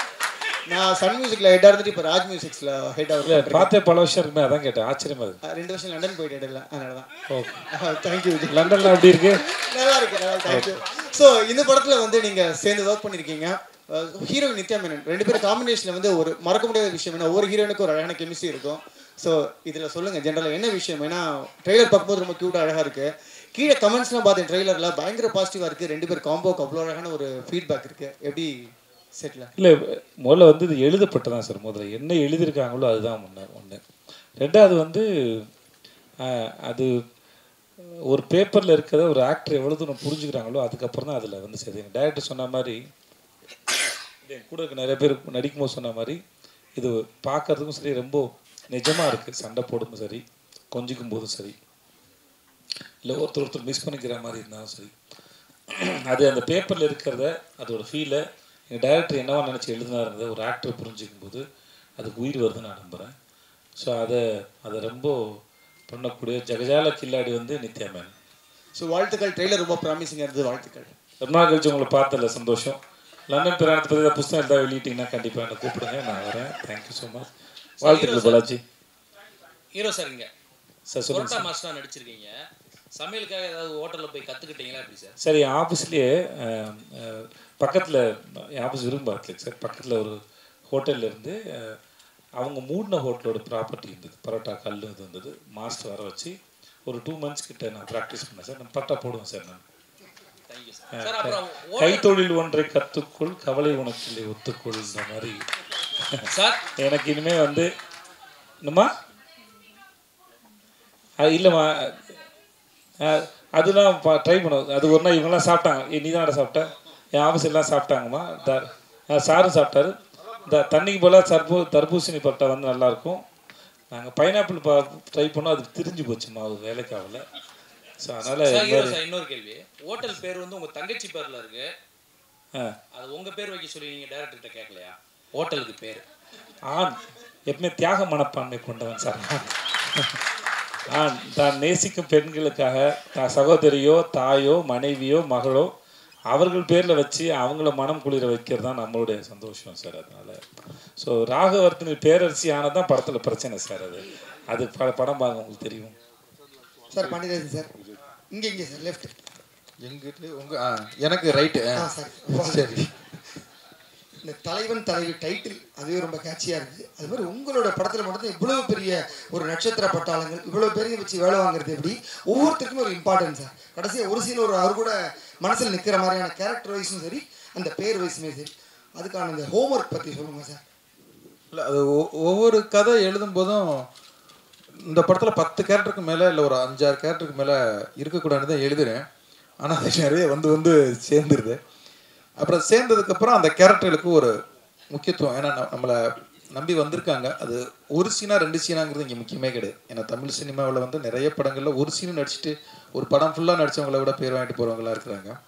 அப்போ அந்த ஒரு சீனில் இல்லை 2 சீனில் அவங்களுக்கு என்ன முக்கியத்துவம் கொடுக்குறோம் அப்படிங்கிறதுக்காக அதில் ஒரு ரைட்டிங்காக நான் ஷூட்டிங் போகிறது ரொம்ப ஈஸியாக எடுத்துடுவேன். ஆனால் ஷூட்டிங் போகிறதுக்கு முன்னால் ரைட்டிங் வந்து நான் அதுக்கு ஒரு டைம் எடுத்துக்குவேன். ஃபஸ்ட்டு ஒரு வெர்ஷன் எழுதுவேன், அது 2வது வெர்ஷன் 3வது வெர்ஷனா. இப்போ அந்த தலைவன் தலைவி வந்து 18வது வெர்ஷன் தான் படமாக எடுத்திருக்கோம். நான் சேதுபதி சார்ட்டே காமிச்சேன். ஏன்னா ஃபஸ்ட்டு ஒன்று தோன்றது பூரா எழுதிடுறது, அப்புறம் 2வது கொஞ்சம் ஃபில்டர் பண்ணுறது, அப்புறம் அதுக்கு 3வது வெர்ஷனில் வந்து இன்னும் கொஞ்சம் பெட்டர்மெண்ட் பண்ணுறது. ஃபஸ்ட்டு ஹீரோ ஹீரோயினை மட்டும் ஃபோக்கஸ் பண்ணி போகிறது, அப்புறம் அடுத்தடுத்த கேரக்டர்னா லேயராக ஒரு டைம் எடுத்துக்குவேன். எழுத்துக்கு தான் எனக்கு அதிகம் டைம். ஏன்னா ஷூட்டிங் எனக்கு ஏன் இவ்வளோ ஸ்பீடாக போகிறேன்னா, எனக்கு நான் ஸ்கிரிப்டில் எனக்கு பேப்பர் வந்து தெளிவாக இருக்குது எனக்கிட்ட. அதனால வந்து நான் ஈஸியாக போயிடுறேன், ஓடுறதுக்கு எனக்கு ஈஸியாக இருக்குது. அதனால் எனக்கு ஷூட்டிங்க்கு முன்னால் ப்ரீ ப்ரொடக்ஷனில் வந்து நான் தெளிவாக கேரக்டர் எழுதுறதுனால எனக்கு ஈஸியாக இருக்குது. டேரக்டர் சார், அப்புறம் விஜய் நீங்களும் இப்போ வந்து நீங்கள் டைட்டில் வச்சுக்கிறீங்க, பின்னாடி ஒரு ஹார்ட் எப்போவே ரெண்டு பேரும் அப்போ தான் கரெக்டாக இருக்கும். அது 2 கத்தி வச்சுருக்கீங்க. எப்போவுமே வந்து ஹஸ்பண்ட் ஒய்ஃப்ல சண்டை வந்தால் கருந்தி ஏதாவது ஒரு சட்டி தான் பறக்கும். கத்தி வச்சுக்கிறீங்க எதனால? வார்த்தை கத்தி மாதிரி சார், குத்தி கிழிச்சிடும் சார், பார்த்து பயன்படுத்தணும் சார். ஆனால் அப்புறம் வந்து அதை சொல்லுவாங்க சார், தீனால் சுட்டப்புன்னு உள்ளாரும் மாறாது, நாவினால் சுட்டவடு, அது மாதிரி தான் சார். ஆனால் அப்புறம் வந்து நீங்க கவிஞர் சார், நீ பேசுங்க சார், நீ கவிஞர் சார். எனக்கு அதெல்லாம் வராது சார், இல்லை வார்த்தை ஜலம்லாம் வராது சார். அப்புறம் யார் ஒரு படத்துக்கு மொத்தமாக எழுதி முடிச்சுட்டு. ஏன்னா அப்புறம் வந்து பரோட்டானா தமிழ் சினிமாவில் சூரி. அதுக்கப்புறம் வந்து விக்ரம் வேதாவில் வந்து நீங்கள் எப்படி பரோட்டா சாப்பிடணும்னு சொல்லி கொடுத்துருப்பீங்க. இப்போ இதில் வந்து எப்படி செய்யணும்னு கற்றுக் கொடுப்பீங்களோ? தர்மபுரியில் பரோட்டா சாப்பிடக்கூடாதுன்னு சொல்லியிருக்கேன் டாக்டரை வந்து. ஆமாம்மா இல்லை சார், என்ன பதில் சொல்லி முடிக்கல, அடுத்து நீங்கள் தான் சார். இல்லைங்க சார், எனக்கு ஒரு நிமிஷம் சார். இல்லை வந்து என்ன சார், பரோட்டா எப்படி செய்யணும்னு சொல்லியிருக்கேன் சார். ஆமாம், அந்த சுவையாக இருக்கும், பார்த்து சாப்பிடுங்க, பத்திரமா சாப்பிடுங்க அப்படின்னு சொல்லியிருக்கேன் சார். கவலைப்படாதீங்க, நீங்கள் சொன்னதை ஞாபகம் இருக்குது சார். அதனால் இல்லை, சாப்பிட்றது உங்கள் இஷ்டம், விற்கிறது எங்கள் வேலை. உங்கள் உடம்பு மேலே உங்களுக்கு அக்கறைலாம் எங்களுக்கு எதுக்கு இருக்கணும் அக்கறை சொல்லுங்கள் பார்ப்போம், இல்லையா? இன்றைக்கி தான் எல்லா இடத்துலையும் முன்னாடி விட இது நான் இப்போது சில சமயம் தோணும், சோஷியல் மீடியாலாம் வந்து நிறையா இப்படி வருதுன்னு தோணும். ஆனால் பல சமயத்தில் என்னவா இருக்குன்னா, உங்களுக்கு எல்லாத்த பற்றியும் ஒரு பக்கம் உருட்டுகள் இருந்தாலும் ஒரு பக்கம் வந்து அதோட அவேர்னஸும் அது இருக்குது. அது சாப்பிட்டா என்ன ஆகும் அப்படின்னு.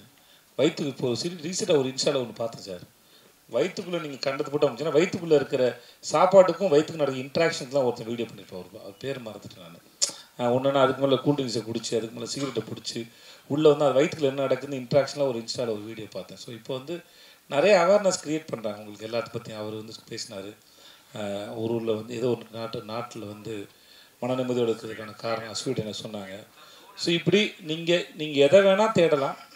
ஸோ இப்போ முன்னாடி மாதிரி உங்களுக்கு ஒரு விஷயத்தை கொண்டு போய் ஒருத்தரை சேர்க்க வேண்டியதை விட அறிவு சார்ந்து அக்கறை சார்ந்து உங்களுக்கு என்ன தேவையோ அது அவைலபிளாக இருக்குது.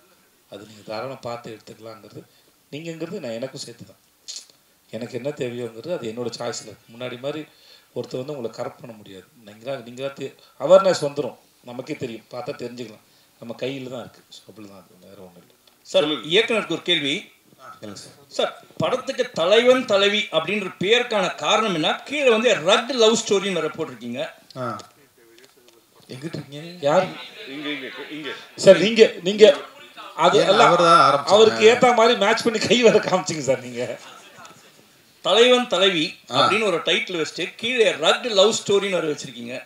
அந்த பேருக்கான காரணத்தை கொஞ்சம் சொன்னீங்கன்னா நல்லா இருக்கும். ஏன்னா தலைவன் தலைவின்னு சொல்லிட்டீங்க, கீழே ரக் லவ் ஸ்டோரின்னு வர போட்டிருக்கீங்க. அதுதான் நீங்கள் படம் பார்த்தீங்கன்னா தெரியும் அது எப்படி ரக்கடாக இருக்கும் அப்படிங்கிறது. வந்து சில வீட்டில் நீங்கள்லாம் வீட்டில் கொடுத்து வச்சுருப்பீங்கன்னு நினைக்கிறேன், கொஞ்சம் சாஃப்டான லவ் ஸ்டோரியாக இருக்கும்னு நினைக்கிறேன். சில குடும்பங்களில் வந்து கொஞ்சம் ரக்கடாக நடக்குது, டக்குன்னு பாத்திரத்தை அடிச்சிடுறாங்க, ஏதோ ஒரு இது நடந்ததில்ல, அந்த மாதிரி இந்த கப்புள்ஸ் வந்து கொஞ்சம் ரக்கடாக டீல் பண்ணிக்குவாங்க. டைட்டில் டீசர் இருக்குல்ல சார், அதான் சார், அதுதான் சார் அந்த சண்டை தான் சொல்ல வருது. சும்மா சாதாரணமாக இனிமேல் எதுவும் பரோட்டா போட்டால் கூட அந்த சமயத்தில் கூட சண்டை வந்துடுது சார், அவ்வளோதான் சார். அது அந்த அந்த ரக்கடுக்கான அதை ஃபஸ்ட்டு வந்து இது டாம் அண்ட் ஜெரி லவ் ஸ்டோரின்னு வைக்கலான்னு இருந்தோம். 2 பேருக்குள்ள அந்த இதை வந்து Tom and Jerry love story அப்படின்னு வைப்போம். அதை விட ரக்கடு இப்போ கேள்வி கேட்குறீங்க பார்த்தீங்களா, அது டாம் அண்ட் ஜெரி லவ் ஸ்டோரினா கடந்து போயிருப்பீங்க. இப்போ அதை கேள்வி கேட்கறதுக்கு ஒரு யோசிச்சதுக்கு ஒரு பலன் இருக்குது பார்த்தீங்களா, அதுக்காக வச்சோம் சார். டைரக்டர் சார், இப்போ ஆக்சுவலாக இப்போ ஒரு நிமிஷம் ரொம்ப நேரம் அவர் கேட்டு முடிச்சிட்டோம், சொல்லுங்க சார்.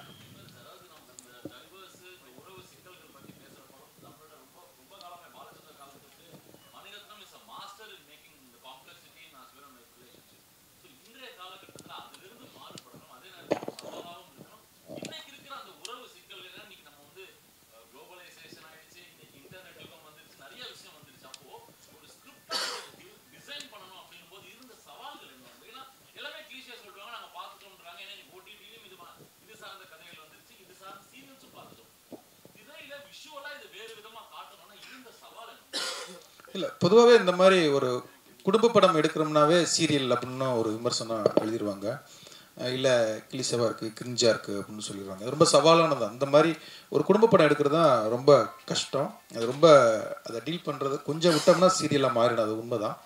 இந்த படமும் ஒரு கணவன் மனைவி உறவை எடுத்து பேசும்போது கொஞ்சம் விட்டோம்னா ட்ராமாவாக மாறிடும். அதுதான் சொல்லலை, ரைட்டிங்க்குன்னு டைம் எடுத்துக்கிட்டேன். அதை நீங்கள் படம் பார்க்கும்போது தெரியும், நிறைய கனெக்ட் ஆகக்கூடிய விஷயங்கள் நிறைய அதுக்குள்ளே இருக்கும். இன்னொன்று, இதை இப்போ நீங்கள் இந்த வருஷமே எடுத்துக்கிட்டிங்கன்னா பார்த்தீங்கன்னா குடும்பஸ்தானாக இருக்கட்டும், லப்பர் பந்தாக இருக்கட்டும், டூரிஸ்ட் ஃபேமிலியாக இருக்கட்டும், மாமன், எல்லாமே குடும்ப படங்களுக்குள்ள மக்கள் விரும்பி பார்க்க ஆரம்பிச்சிட்டாங்க. நிறைய உறவுகள் என்னதான் பிரிஞ்சிருந்தாலும் தனித்தனியாக இருந்தாலும் அவங்களுக்குமே ஒரு திருவிழாவோ ஒரு கல்யாண அதுவோ ஒரு சடங்கோ ஒரு தேவைப்படுது. அந்த மாதிரி உறவுகள் என்றைக்குமே அது தவிர்க்கவே முடியாது. இன்னைக்கு இல்லை, அது பாசமலர் காலத்து மட்டும் இல்லை, கடைக்குட்டி சிங்கம் காலம், தலைவன் தலைவி காலம் கிடையாது. இன்னும் 10 வருஷம் சென்றும் இந்த படங்கள் ஜெயிச்சுக்கிட்டே தான் இருக்கும். ஏன்னா நம்ம எல்லாருமே எமோஷ்னல் இடியட்ஸ் தான். எமோஷ்னலுக்கு நம்ம அட்டாச் பண்ணிடுவோம். இப்போ நான் சமீபத்தில் வெளியில் ஒரு ஃபாரின் போயிருந்தேன். அங்கே 2 டால்ஃபினை வச்சு ஒரு ஷோ பண்ணியிருந்தாங்க. அந்த டால்ஃபின் அதுக்கு உணவு அந்த டைம் வரைக்கும் போட்டு கொடுக்காம வச்சுருப்பாங்க போல். அந்த 2 மீனை தூக்கி போடுவாங்க, டப்புக்குன்னு பிடிக்கும். அதுக்கப்புறம் ஒன்று சொல்லுவாங்க, அது போய் டைவ் அடிக்கும், பலூனை கொண்டு மேலே போடும். ஒரு ஷோ பண்ணிக்கிட்டே இருக்காங்க. ஆனால் ஒவ்வொரு தடவை அது பண்ண அந்த 2 மீன் பீஸை தூக்கி போட்டுக்கிட்டே இருப்பாங்க. அந்த மீன் பீஸ்க்காக அது அவங்க சொல்கிறத பூரா கேட்குது. அது பயங்கர எமோஷனாக இருந்தது. அது 2 பேரை அதோடைய மூக்கில் வச்சுக்கிட்டு அதை தலையில் வச்சுக்கிட்டு சல்லுன்னு கொண்டு போய்கிட்டு இருக்கு. அந்த சீன்லாம் பார்க்கும்போது எனக்கு பொல கண்ணீர் கொட்டிருச்சு. ஏன்னா அவ்வளவு எமோஷனாக இருந்தது. திரும்பி பார்க்கனே அங்கே ஒரு ஃபாரின் லேடி அவங்க அழுதுகிட்டு இருக்காங்க. அதுதான் எமோஷன். அப்போ எமோஷன் நீங்கள் டைட்டானிக் ஜெயிச்சதாக இருக்கட்டும், அவதார் ஜெயிச்சதாக இருக்கட்டும், இப்போ இன்றைக்கி குடும்பஸ்தான் ஜெயிக்கிறதா இருக்கட்டும், டூரிஸ்ட் எமோஷன் எப்போவுமே நமக்கு முக்கியமானது. நம்ம எல்லாருமே வேர்ல்டு வைடு அது கனெக்ட் ஆகும்.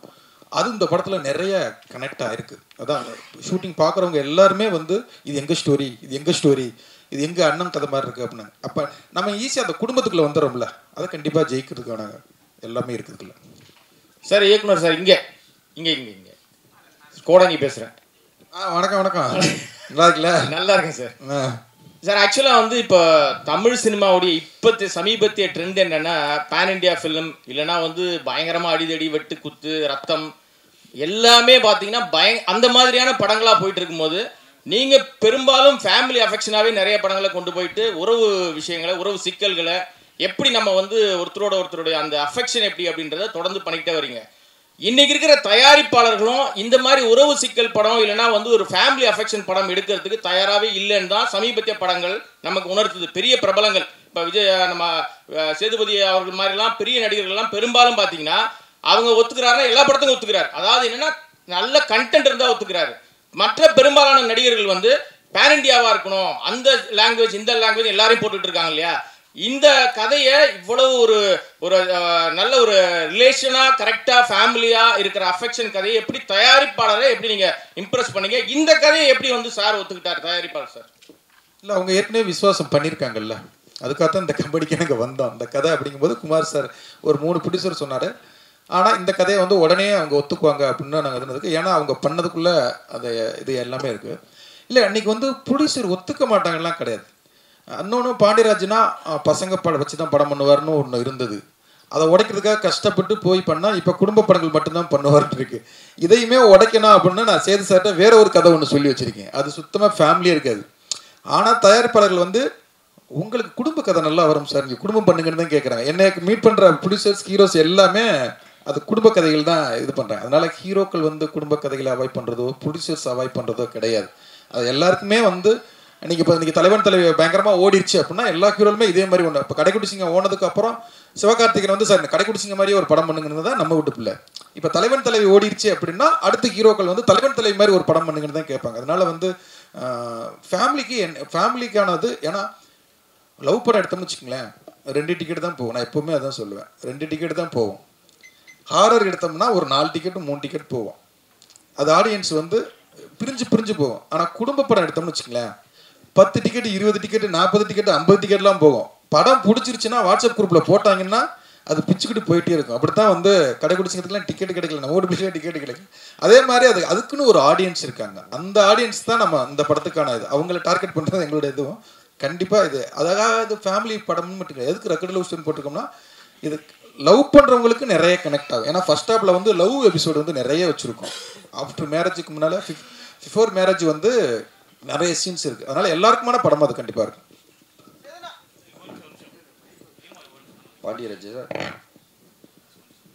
பாண்டியராஜ் சார், நம்ம ஊர் கிளிக்கு கவலைப்படாது, நீங்கள் டால்ஃபினுக்கு கவலைப்பட்டிருக்கீங்க.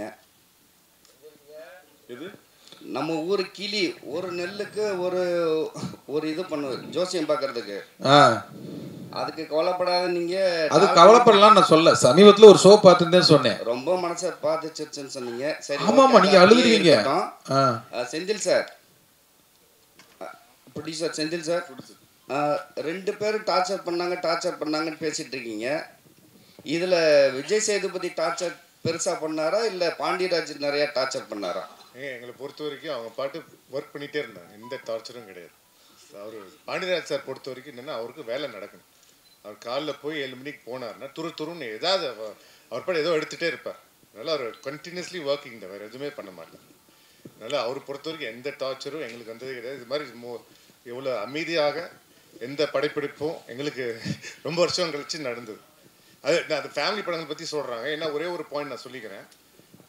சேட்டலைட் ரேட்டிங் பொறுத்த வரைக்குமே பார்த்தீங்கன்னா நீங்கள் குடும்ப படங்கள் கடைக்குட்டி சிங்கம் தான் விஜய் டிவியில் இருக்குல்லையே, அதுக்கு அதிகமான டிஆர்பி ரேட்டிங் பெற்ற படம். அதே மாதிரி விஸ்வாசமும் சமீப காலத்தில் சன் டிவியில் அதிகமான டிஆர்பி ரேட்டிங் பெற்ற படம். அதனால் குடும்ப படங்கள் வந்து நம்ம அவங்க ஃபேமிலி ஆடியன்ஸே நம்ம வந்து ஏதோ கம்மியாக மதிப்பிடுற மாதிரி இருக்குது. நீங்கள் வால்ட் டிஸ்னி எப்படி வளர்ந்தது, வால்ட் டிஸ்னியே வளர்ந்தது குடும்பத்துக்காக படத்தினால தான் வால்ட் டிஸ்னியே வந்தது. நீங்கள் அவங்க ஸ்டோரிஸ்லாம் பார்த்தீங்கன்னாவே நிறைய நம்ம ஆதி காலத்து கதை முறைகளை வைத்துதான் அவங்களே ஸ்டோரிஸ் பண்ணுறாங்க, கதைகள் பண்ணுறாங்க, கதைக்களங்கள். அதனால் உங்களுக்கு எங்களை பொறுத்த வரைக்கும் இது அவங்க சொன்ன மாதிரி அமைதியான ஷூட்டிங். அதுவும் நீங்கள் அந்த பூண்டி கருப்பர் கோயிலெலாம் போனீங்கன்னா ரொம்ப அற்புதமான கோயில், அதான் யாரும் பார்த்துருக்கவே மாட்டாங்க. சார், ப்ரொடியூசர் செந்தில் சார், உங்களுக்கு தான் அந்த கேள்வி. இப்போல்லாம் வந்து ப்ரொடியூசர் வர்றது அவர் பையனை நடிக்க வைக்கிறதுக்கு, இல்லை அவர் நடிக்கிறதுக்கு அப்படி தான் வராங்க பெரும்பாலும். நீங்கள் ஆள் பார்த்தீங்கன்னா ஜிம் பாடி ஒயிட்டாக பயங்கரமாக இருக்கீங்க. நீங்கள் ஒரு வில்லன் கேரக்டர், அப்புறம் அப்படியே மெல்ல ஹீரோ, இல்லை அப்படி பண்ண ஐடியா இருக்கா? ஏன்னா இன்றைக்கெல்லாம் இல்லை ஒரு நிமிஷம் சொல்லிடுறேன் நான். ஏன்னா அப்பா தாத்தா வழியில் அதெல்லாம் வேணான்னு இருக்கீங்களா இது? ஏன்னா எங்களை மாதிரி யூடியூபர்ஸுக்கு இன்றைக்கி ஒரு முகம் ஏதாவது ஸ்க்ரீனில் காட்டினோம்னா நல்லா என்ன ரிவ்யூ நல்லா போட்டாலும் கெட்டதாக போட்டாலும் 300 பேர் 500 பேர் தாண்ட மாட்டேங்கிறாங்க. எங்களுக்கு சினிமா மாஸ் தேவைப்படுது. இன்றைக்கி வெளியில் வந்து நடிகராக இருந்தால் தெரிகிற அளவுக்கு மற்றவங்க தெரிய மாட்டேங்கிறாங்க. அந்த ஐடியா நடிப்பதும் திறமை. நான் வந்து விளையாட்டு வீரராக இருந்தேன். நான் தமிழ் ஒலிம்பிக் அசோசியேஷன் பொருளாளராக இருக்கிறேன், கூடைப்பந்து சங்க தலைவராக இருக்கிறேன், ரக்பி தலைவராக இருக்கிறேன் இந்தியாவுக்கு. அதனால் நம்ம வந்து விளையாட்டு பொது சேவைகள், நம்மளுக்கு பொருளாதாரம் படிச்சிருக்கோம், உலக வர்த்தகம் படிச்சிருக்கோம் அமெரிக்காவில். நம்மளுக்கு என்றைக்குமே கதைகள் சொல்லணும். நம்ம வளர்ந்ததே சினிமா செட்டில் தான். காக்கி சட்டையிலேருந்து எல்லாம் குழந்தையா வந்து வளர்ந்து பார்த்துருக்கனால எங்கள் அப்பா வளர்ந்ததும் சினிமா செட்டில் தான், கல்யாண பரிசுலேருந்து எல்லாமே. அதனால் எங்களுக்கு என்னைக்குமே நல்ல கதைகள் சொல்லணும். சினிமா நீங்கள் வந்து எல்லாருமே என்ன பண்ணுறீங்கன்னா, நம்ம தமிழ்நாட்டை வந்து இன்றைக்கி ஒரு முதன்மை மாநிலம் சினிமா தொழில் இருக்குது தமிழ்நாடு ஒண்டி தான். இன்றைக்கி வந்து மாடர்ன் தியேட்டர்ஸ் பண்ணது யாரும் பண்ணதே கிடையாது. அன்றைக்கி வந்து அமெரிக்கா யூஎஸ்சி பல்கலைக்கழகத்துலேருந்து எல்லாரும் வந்து மாடர்ன் தியேட்டர்ஸில் வந்து பயிற்சி எடுத்தாங்க. இவர் டங்கன் வந்து எங்கேருந்து வந்தார், வெளியிலேருந்து தானே வந்தார். ஆனால் அதெல்லாம் மறந்துடும். இப்போ வந்து ஹைதராபாத்தை தூக்கி பிடிக்கிறீங்க. நீங்கள் தான் வந்து தமிழ் கலாச்சாரம் அவ்வளோ பெரிய சிந்தனையாளர்கள் நம்ம தமிழ் சினிமாவில் இருந்திருக்கிறாங்க. அதனால் அதை நம்ம தான் விட்டோம். அதனால் அது நீங்கள் தான் வந்து தூக்கி பிடிச்சி சொல்லுவோம். எல்லாமே ஹைதராபாத்ன்றீங்க. இன்னைக்கு சந்திரலேகா வந்து 48 பண்ணி எவ்வளோ படங்கள் இப்போ 8 லாங்குவேஜில் பண்ணாங்க, 8 மொழியில் பண்ணாங்க. அன்றைக்கி ஹாலிவுட் பட்ஜெட்டுக்கு சமமான பட்ஜெட் சந்திரலேகா. அது நம்ம தானே விட்டோம். பேன் இண்டியாங்கிறது நம்ம பண்ணியிருக்கோம். இப்போ ஒன்றும் இல்லை. இப்போ எங்கள் வீனஸ் பிக்சர்ஸ் அவருக்கு வந்து அவர்களே அவர் வந்து பாலுபலிக்கு இது ஒன்று ராஜ்குமார் படத்தை வச்சு இங்கே வந்து ஊருக்குள்ளே பண்ணியிருக்காரு. அதே வந்து தெலுங்குல வந்து மஞ்சிவாடும் ஏனார் வச்சு பண்ணியிருக்காரு. அம்ஷக்கு வந்து ராஜேஷ் கண்ணா வச்சு பண்ணியிருக்காரு. அதே மாதிரி அமர் தீபம்ங்கிற படத்தை இந்தியில் அப்போ தேவானந்த் வச்சு எடுத்துருக்காங்க சிவாஜி ஃபிலிம்ஸ் கூட சேர்ந்து. ஸோ நிறைய விஷயங்கள் நம்ம பண்ணிடுறோம். நம்ம தான் வந்து பழைய கதையை நம்ம தூக்கி பிடிக்கல. ஹைதராபாத்காரங்க தூக்கி பிடிக்கிறோம், நம்ம பண்ணுறது கிடையாது. அதான் விஷயம். சார் சரி சார், உங்களுக்கு ஒரு கொஸ்டின். ப்ரொடியூசர் செந்தில் சார் பேசுகிறப்போ, அவர் தான் பேசினார்னு நினைக்கிறேன், பேசுகிறப்போ உங்களை வந்து டென்சில் வாஷிங்டன் ஏதோ சொன்னார், சைனாவில் ஹாங்காங்கில். அப்படி இப்போ இந்த மாதிரி படம் பண்ணுறப்போ அதையும் மனசில் வச்சு பண்ணுவீங்களா? ஏன்னா இப்போ இது ஃபேமிலி சப்ஜெக்ட்டு. மகாராஜா அங்கே வந்து பெரிய லெவல் போயிருக்கு. அடுத்து அந்த ரசிகர்களுக்கு திணி போடணும் இல்லையா? இந்த படங்கள்லாம் அங்கே செல்லுபடி ஆகுமா சார்? மகாராஜா அங்கே செல்லுபடி ஆகும்னு தெரியாது சார் எனக்கு. ஓகே, என் கிளைகள் எங்கே பிறந்தாலும் வேறு என் மண்ணில் இருக்கிறது தான் சார் ரொம்ப பிடிக்கும் எனக்கு. அதனால் இது என் இடம், இது என் ஊர், என் மொழி, என் மக்கள். ஓகே, எப்போ படம் பண்ணாலும் என்னோட கணக்கு இங்கே தான் இருக்கும். என் ஊரில் என் மக்களுக்கு பிடிக்குதான்னு பார்ப்போம். மற்றபடி நான் ஹிந்தியில் படம் பண்ணுறேன் அப்படின்னா அந்த மொழி பேசுகிறவங்களுக்கு பிடிக்கும், அவ்வளோதானே ஒழிய. ஏன்னா அவங்களுக்கு அந்த வாழ்க்கை பழக்கம், நமக்கு இந்த வாழ்க்கை பழக்கம். ஸோ ஆனால் நான் என் ஊரில் படம் பண்ணும்போது அது என் மக்களோட தொடர்பில் இருக்கணும், அது கனெக்ஷன் பண்ணணும். இது இங்கே ஒரு படம் பண்ணி அது எல்லாருக்கும் போகிற மாதிரி அப்படின்னு யோசிக்கும். சில கதைகள் அப்படி அமையும். அந்த கதைகள் தான் சில சமயம் இப்போ நீங்கள் பேன் இண்டியா ஃபிலிம் இங்கே பண்ணுறாங்க, கேட்டாங்க ஒரு கேட்டார். சில கதைகள் வந்து எங்கே வேணால் அது வாட்டுக்கு பிரயாணம் பண்ண முடியும். சில கதைகள் அது மண் சார்ந்திருக்கு. இன்னமும் அங்கே போனால் நான் ஒரு நாள் விக்ரம் டப்பிங் போயிருந்தபோது ஒருத்தர், அவர் பீகார்காரர்னு நினைக்கிறேன், அவர் அங்கே வேலை டப்பிங் ஷோ வேலை பார்க்குறவர். அவர் கருப்பன் படத்தை வந்து ஃபோனில் தீவிரம் பார்த்துட்டுருக்காரு. நான் அதோட அப்போ அப்போ என் படத்தை பார்த்துருந்தாரு. என்னை பார்த்தோன்னே சொன்னாப்புல உங்கள் படத்தை பார்த்துட்டுருக்கேன்னு சொன்னார். ஏன்னா நம்ம எந்த படத்தையும் வந்து அதோட ரூட்டடாக அதோட மனசார்னு சொல்லும்போது அது எல்லா இடத்துலையும் கனெக்ட் ஆகும். அதுக்கு இப்போ நம்ம காந்தாரை பார்க்கும்போது எல்லாருக்கும் பிடிச்சிருந்ததில்ல.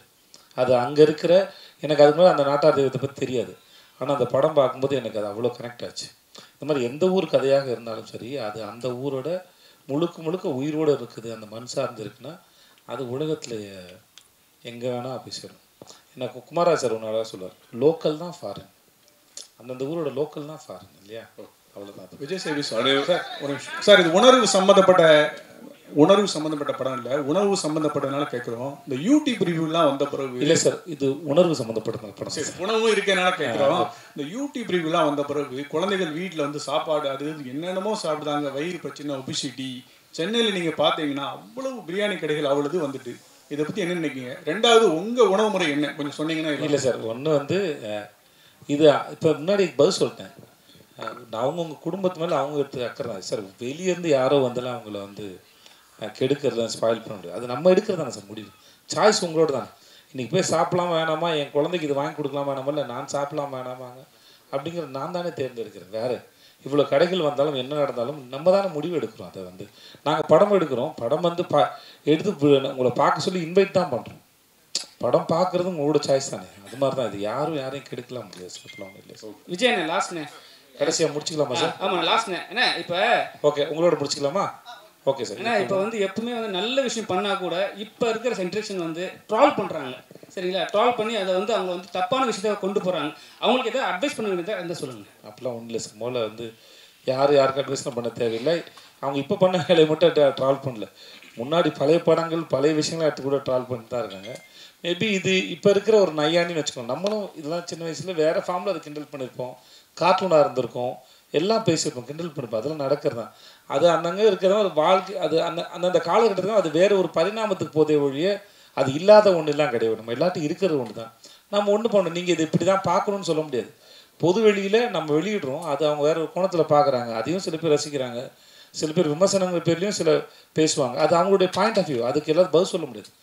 நீங்கள் இப்படி தான் என் படத்தை பார்க்கணும்னு சொல்ல முடியாது. அவர்களுக்கு நான் படம் எடுத்து கொடுத்துட்டோம், இல்லை ஒரு வேலையை செஞ்சு முடிச்சிட்டோம், இல்லை சமையல் செஞ்சு கொடுத்துட்டோம். மற்றபடி அதை டேஸ்ட் பண்ணுறாங்களோ பார்க்குறாங்களோ அது அவங்களுடைய கருத்து. அதை இப்படி இருக்கணும் அப்படி இருக்குன்னு சொல்கிறது நம்மளோட வேலை இல்லை. மேபி அவங்க சொன்னாங்கன்னா எங்கள் படத்தில் அது இருக்குது போல இருக்குது அப்படின்னா அப்போ நம்ம சரி பண்ணிக்க தான் முயற்சி பண்ண முடியும். இதுக்கு முன்னாடி தான் சொன்னேன், ஊர் வாயை மூட முடியாது, உளவாயை தான் மூடலாம். அதனால் ஸோ நம்மக்கிட்டேருந்து வர விமர்சனங்களுக்கு ஓகே நம்மளை என்ன சரி பண்ணிக்கலாம், பெட்டராக பண்ணலாம் யோசிக்க பெட்டர். லாஸ்ட் கொஸ்டின் லாஸ்ட் முடிச்சு சார்.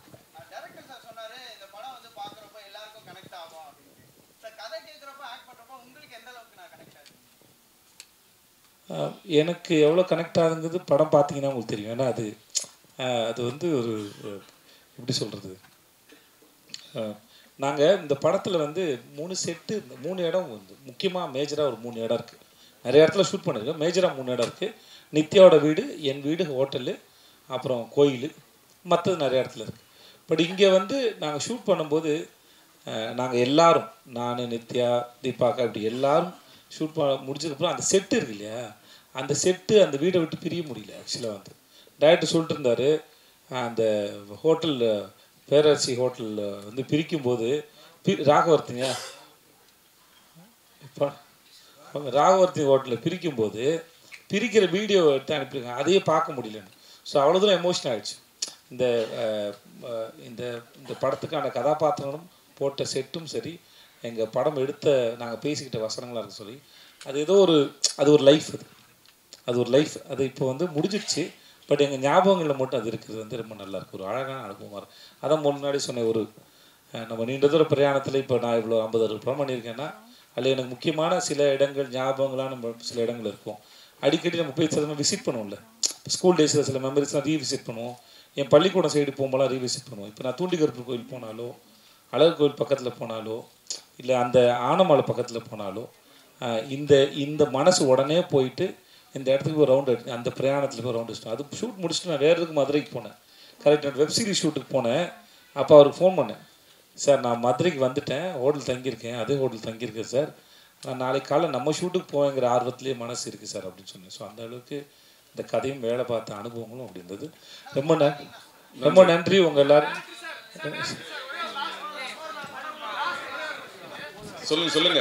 சொல்லுங்க கடைசி கேளுங்க சார். கேளுங்க சார்.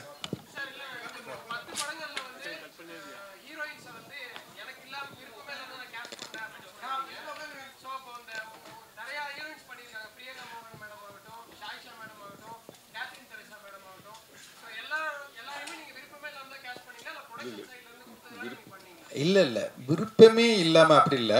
நம்ம நினைக்கிறது ஒன்றா இருக்கும். அவங்க சம்பளம் ரீதியாக ஒரு பிரச்சனைகள் இருக்கலாம், அவங்க கால் ஷீட்டு பிரச்சனையாக இருக்கலாம், அந்த மாதிரி அமையாமல் இருந்தது. மற்றபடி விருப்பம் இல்லாமலாம் ஒர்க் பண்ணுறது கிடையாது. எல்லா கேரக்டருமே ஹீரோயின் மட்டும் கிடையாது. இப்போ இந்த படத்தில் வந்து அரசாங்கம் கேரக்டர் வந்து செம்பன் இன்னொத்து பண்ணியிருக்காரு. ஃபஸ்ட்டு வந்து நாங்கள் பேசினது வந்து மிஸ்கின் சார். அவர் ட்ரெயின் படத்துக்கு ரிலீஸுக்காக அவர் ஃபைனல் இருக்கிறதுனால அவரால் அந்த படத்தில் பண்ண முடியல. அவர் இல்லையே அப்படிங்கிறது வந்து அவர் பண்ணியிருந்தா வேற ஒரு இதுவாக இருக்கும். ஆனால் இதில் வந்து செம்பன் இன்னும் அவர் ஒரு இதில் அழகாக பண்ணியிருக்காரு. அதனால வந்து ஐயோ மிஸ்கின் சார் இருந்திருந்தா இன்னும் அப்படி இல்லை, இவர் ஒரு நித்யாவுடைய அப்பாவா வேற மாதிரி அழகாக பண்ணிட்டார். அதனால எல்லா கேரக்டருமே ஹீரோயின் மட்டும் கிடையாது, எல்லா கேரக்டர்லையுமே நினச்சது அமையாது. இதில் அவனுக்கு எல்லாமே நினச்சது. இப்போ இந்த படத்துலையும் மிஸ்கின் சார் அமையாதுங்க ஒரு இது தானே. அதனால அப்படிலாம் இல்லை, எல்லாரும் விருப்பப்பட்டு தான் இது பண்ணேன். பிடிக்காத ஹீரோயின் அப்படின்னு எதுவும் எழுதிட வேண்டாம். அதே மாதிரி தயாரிப்பாளர்களே எதுவும் எழுதிட வேண்டாம். அது வந்து அமைகிறது தான், கால் ஷீட் பிரச்சனையாக இருக்கலாம். அனைவருக்கும் நன்றி. ஆனால் ஒரே ஒரு நிமிஷம், ஒரே ஒரு எல்லா ப்ரெஸ்ஸுக்கும் ஒரே ஒரு, இவர் பேர் ரோகன். இவர் வந்து இந்த படத்தில் தம்பிக்கண்ணா அப்படிங்கிற கேரக்டரில் விஜய் சேதுபதி சாருடைய தம்பியாக அந்த படத்தில் நடிச்சிருக்காரு. நல்ல ஒரு திறமையான பையன், நல்ல ஒரு இடத்துக்கு வரக்கூடிய எல்லா திறமைகளும் எல்லாமே இருக்குது இந்த படத்தில். என்னால் முடிஞ்ச அளவுக்கு அவர் கேரக்டராக கொஞ்சம் இருந்த கேரக்டரை விட அவருடைய நடிப்பை பார்த்துட்டு கொஞ்சம் டெவலப் பண்ணியிருக்கோம். எங்களுக்கு எப்படி சப்போர்ட் கொடுப்பீங்களோ அதே மாதிரி ரோகனுக்கும் சப்போர்ட் கொடுங்க. கண்டிப்பாக இவன் வந்து ஒரு நாள் இதே ஸ்டேஜில் ஹீரோவாக உங்கள் முன்னால் நிற்பான். நீங்கள் இப்போவே அதை அவனுக்கு அங்கீகாரம் நீங்கள் கொடுங்க. நன்றி, இப்போ தேங்க்யூ. உங்கள் வந்து எல்லாருக்கும் நன்றி. கான்ட்ரவர்சி எதுவும் கொடுத்துறாதீங்க. 3 வருஷத்துக்கு அப்புறம் வருது படம். சேது சாருக்கும் எனக்கும் சண்டை மட்டுமே எழுத வேண்டாம். அது ஒரு சின்ன சாப்டரு, பெரிய சாப்டர் நிறைய இருக்குது. அதனால் படம் ப்ரெஸ் ஷோக்கு அப்புறம் உங்களை எல்லாரையும் சந்திக்கிறோம். ரொம்ப நன்றி, ரொம்ப நல்லா இருந்தது. ரொம்ப நன்றி, தேங்க்யூ.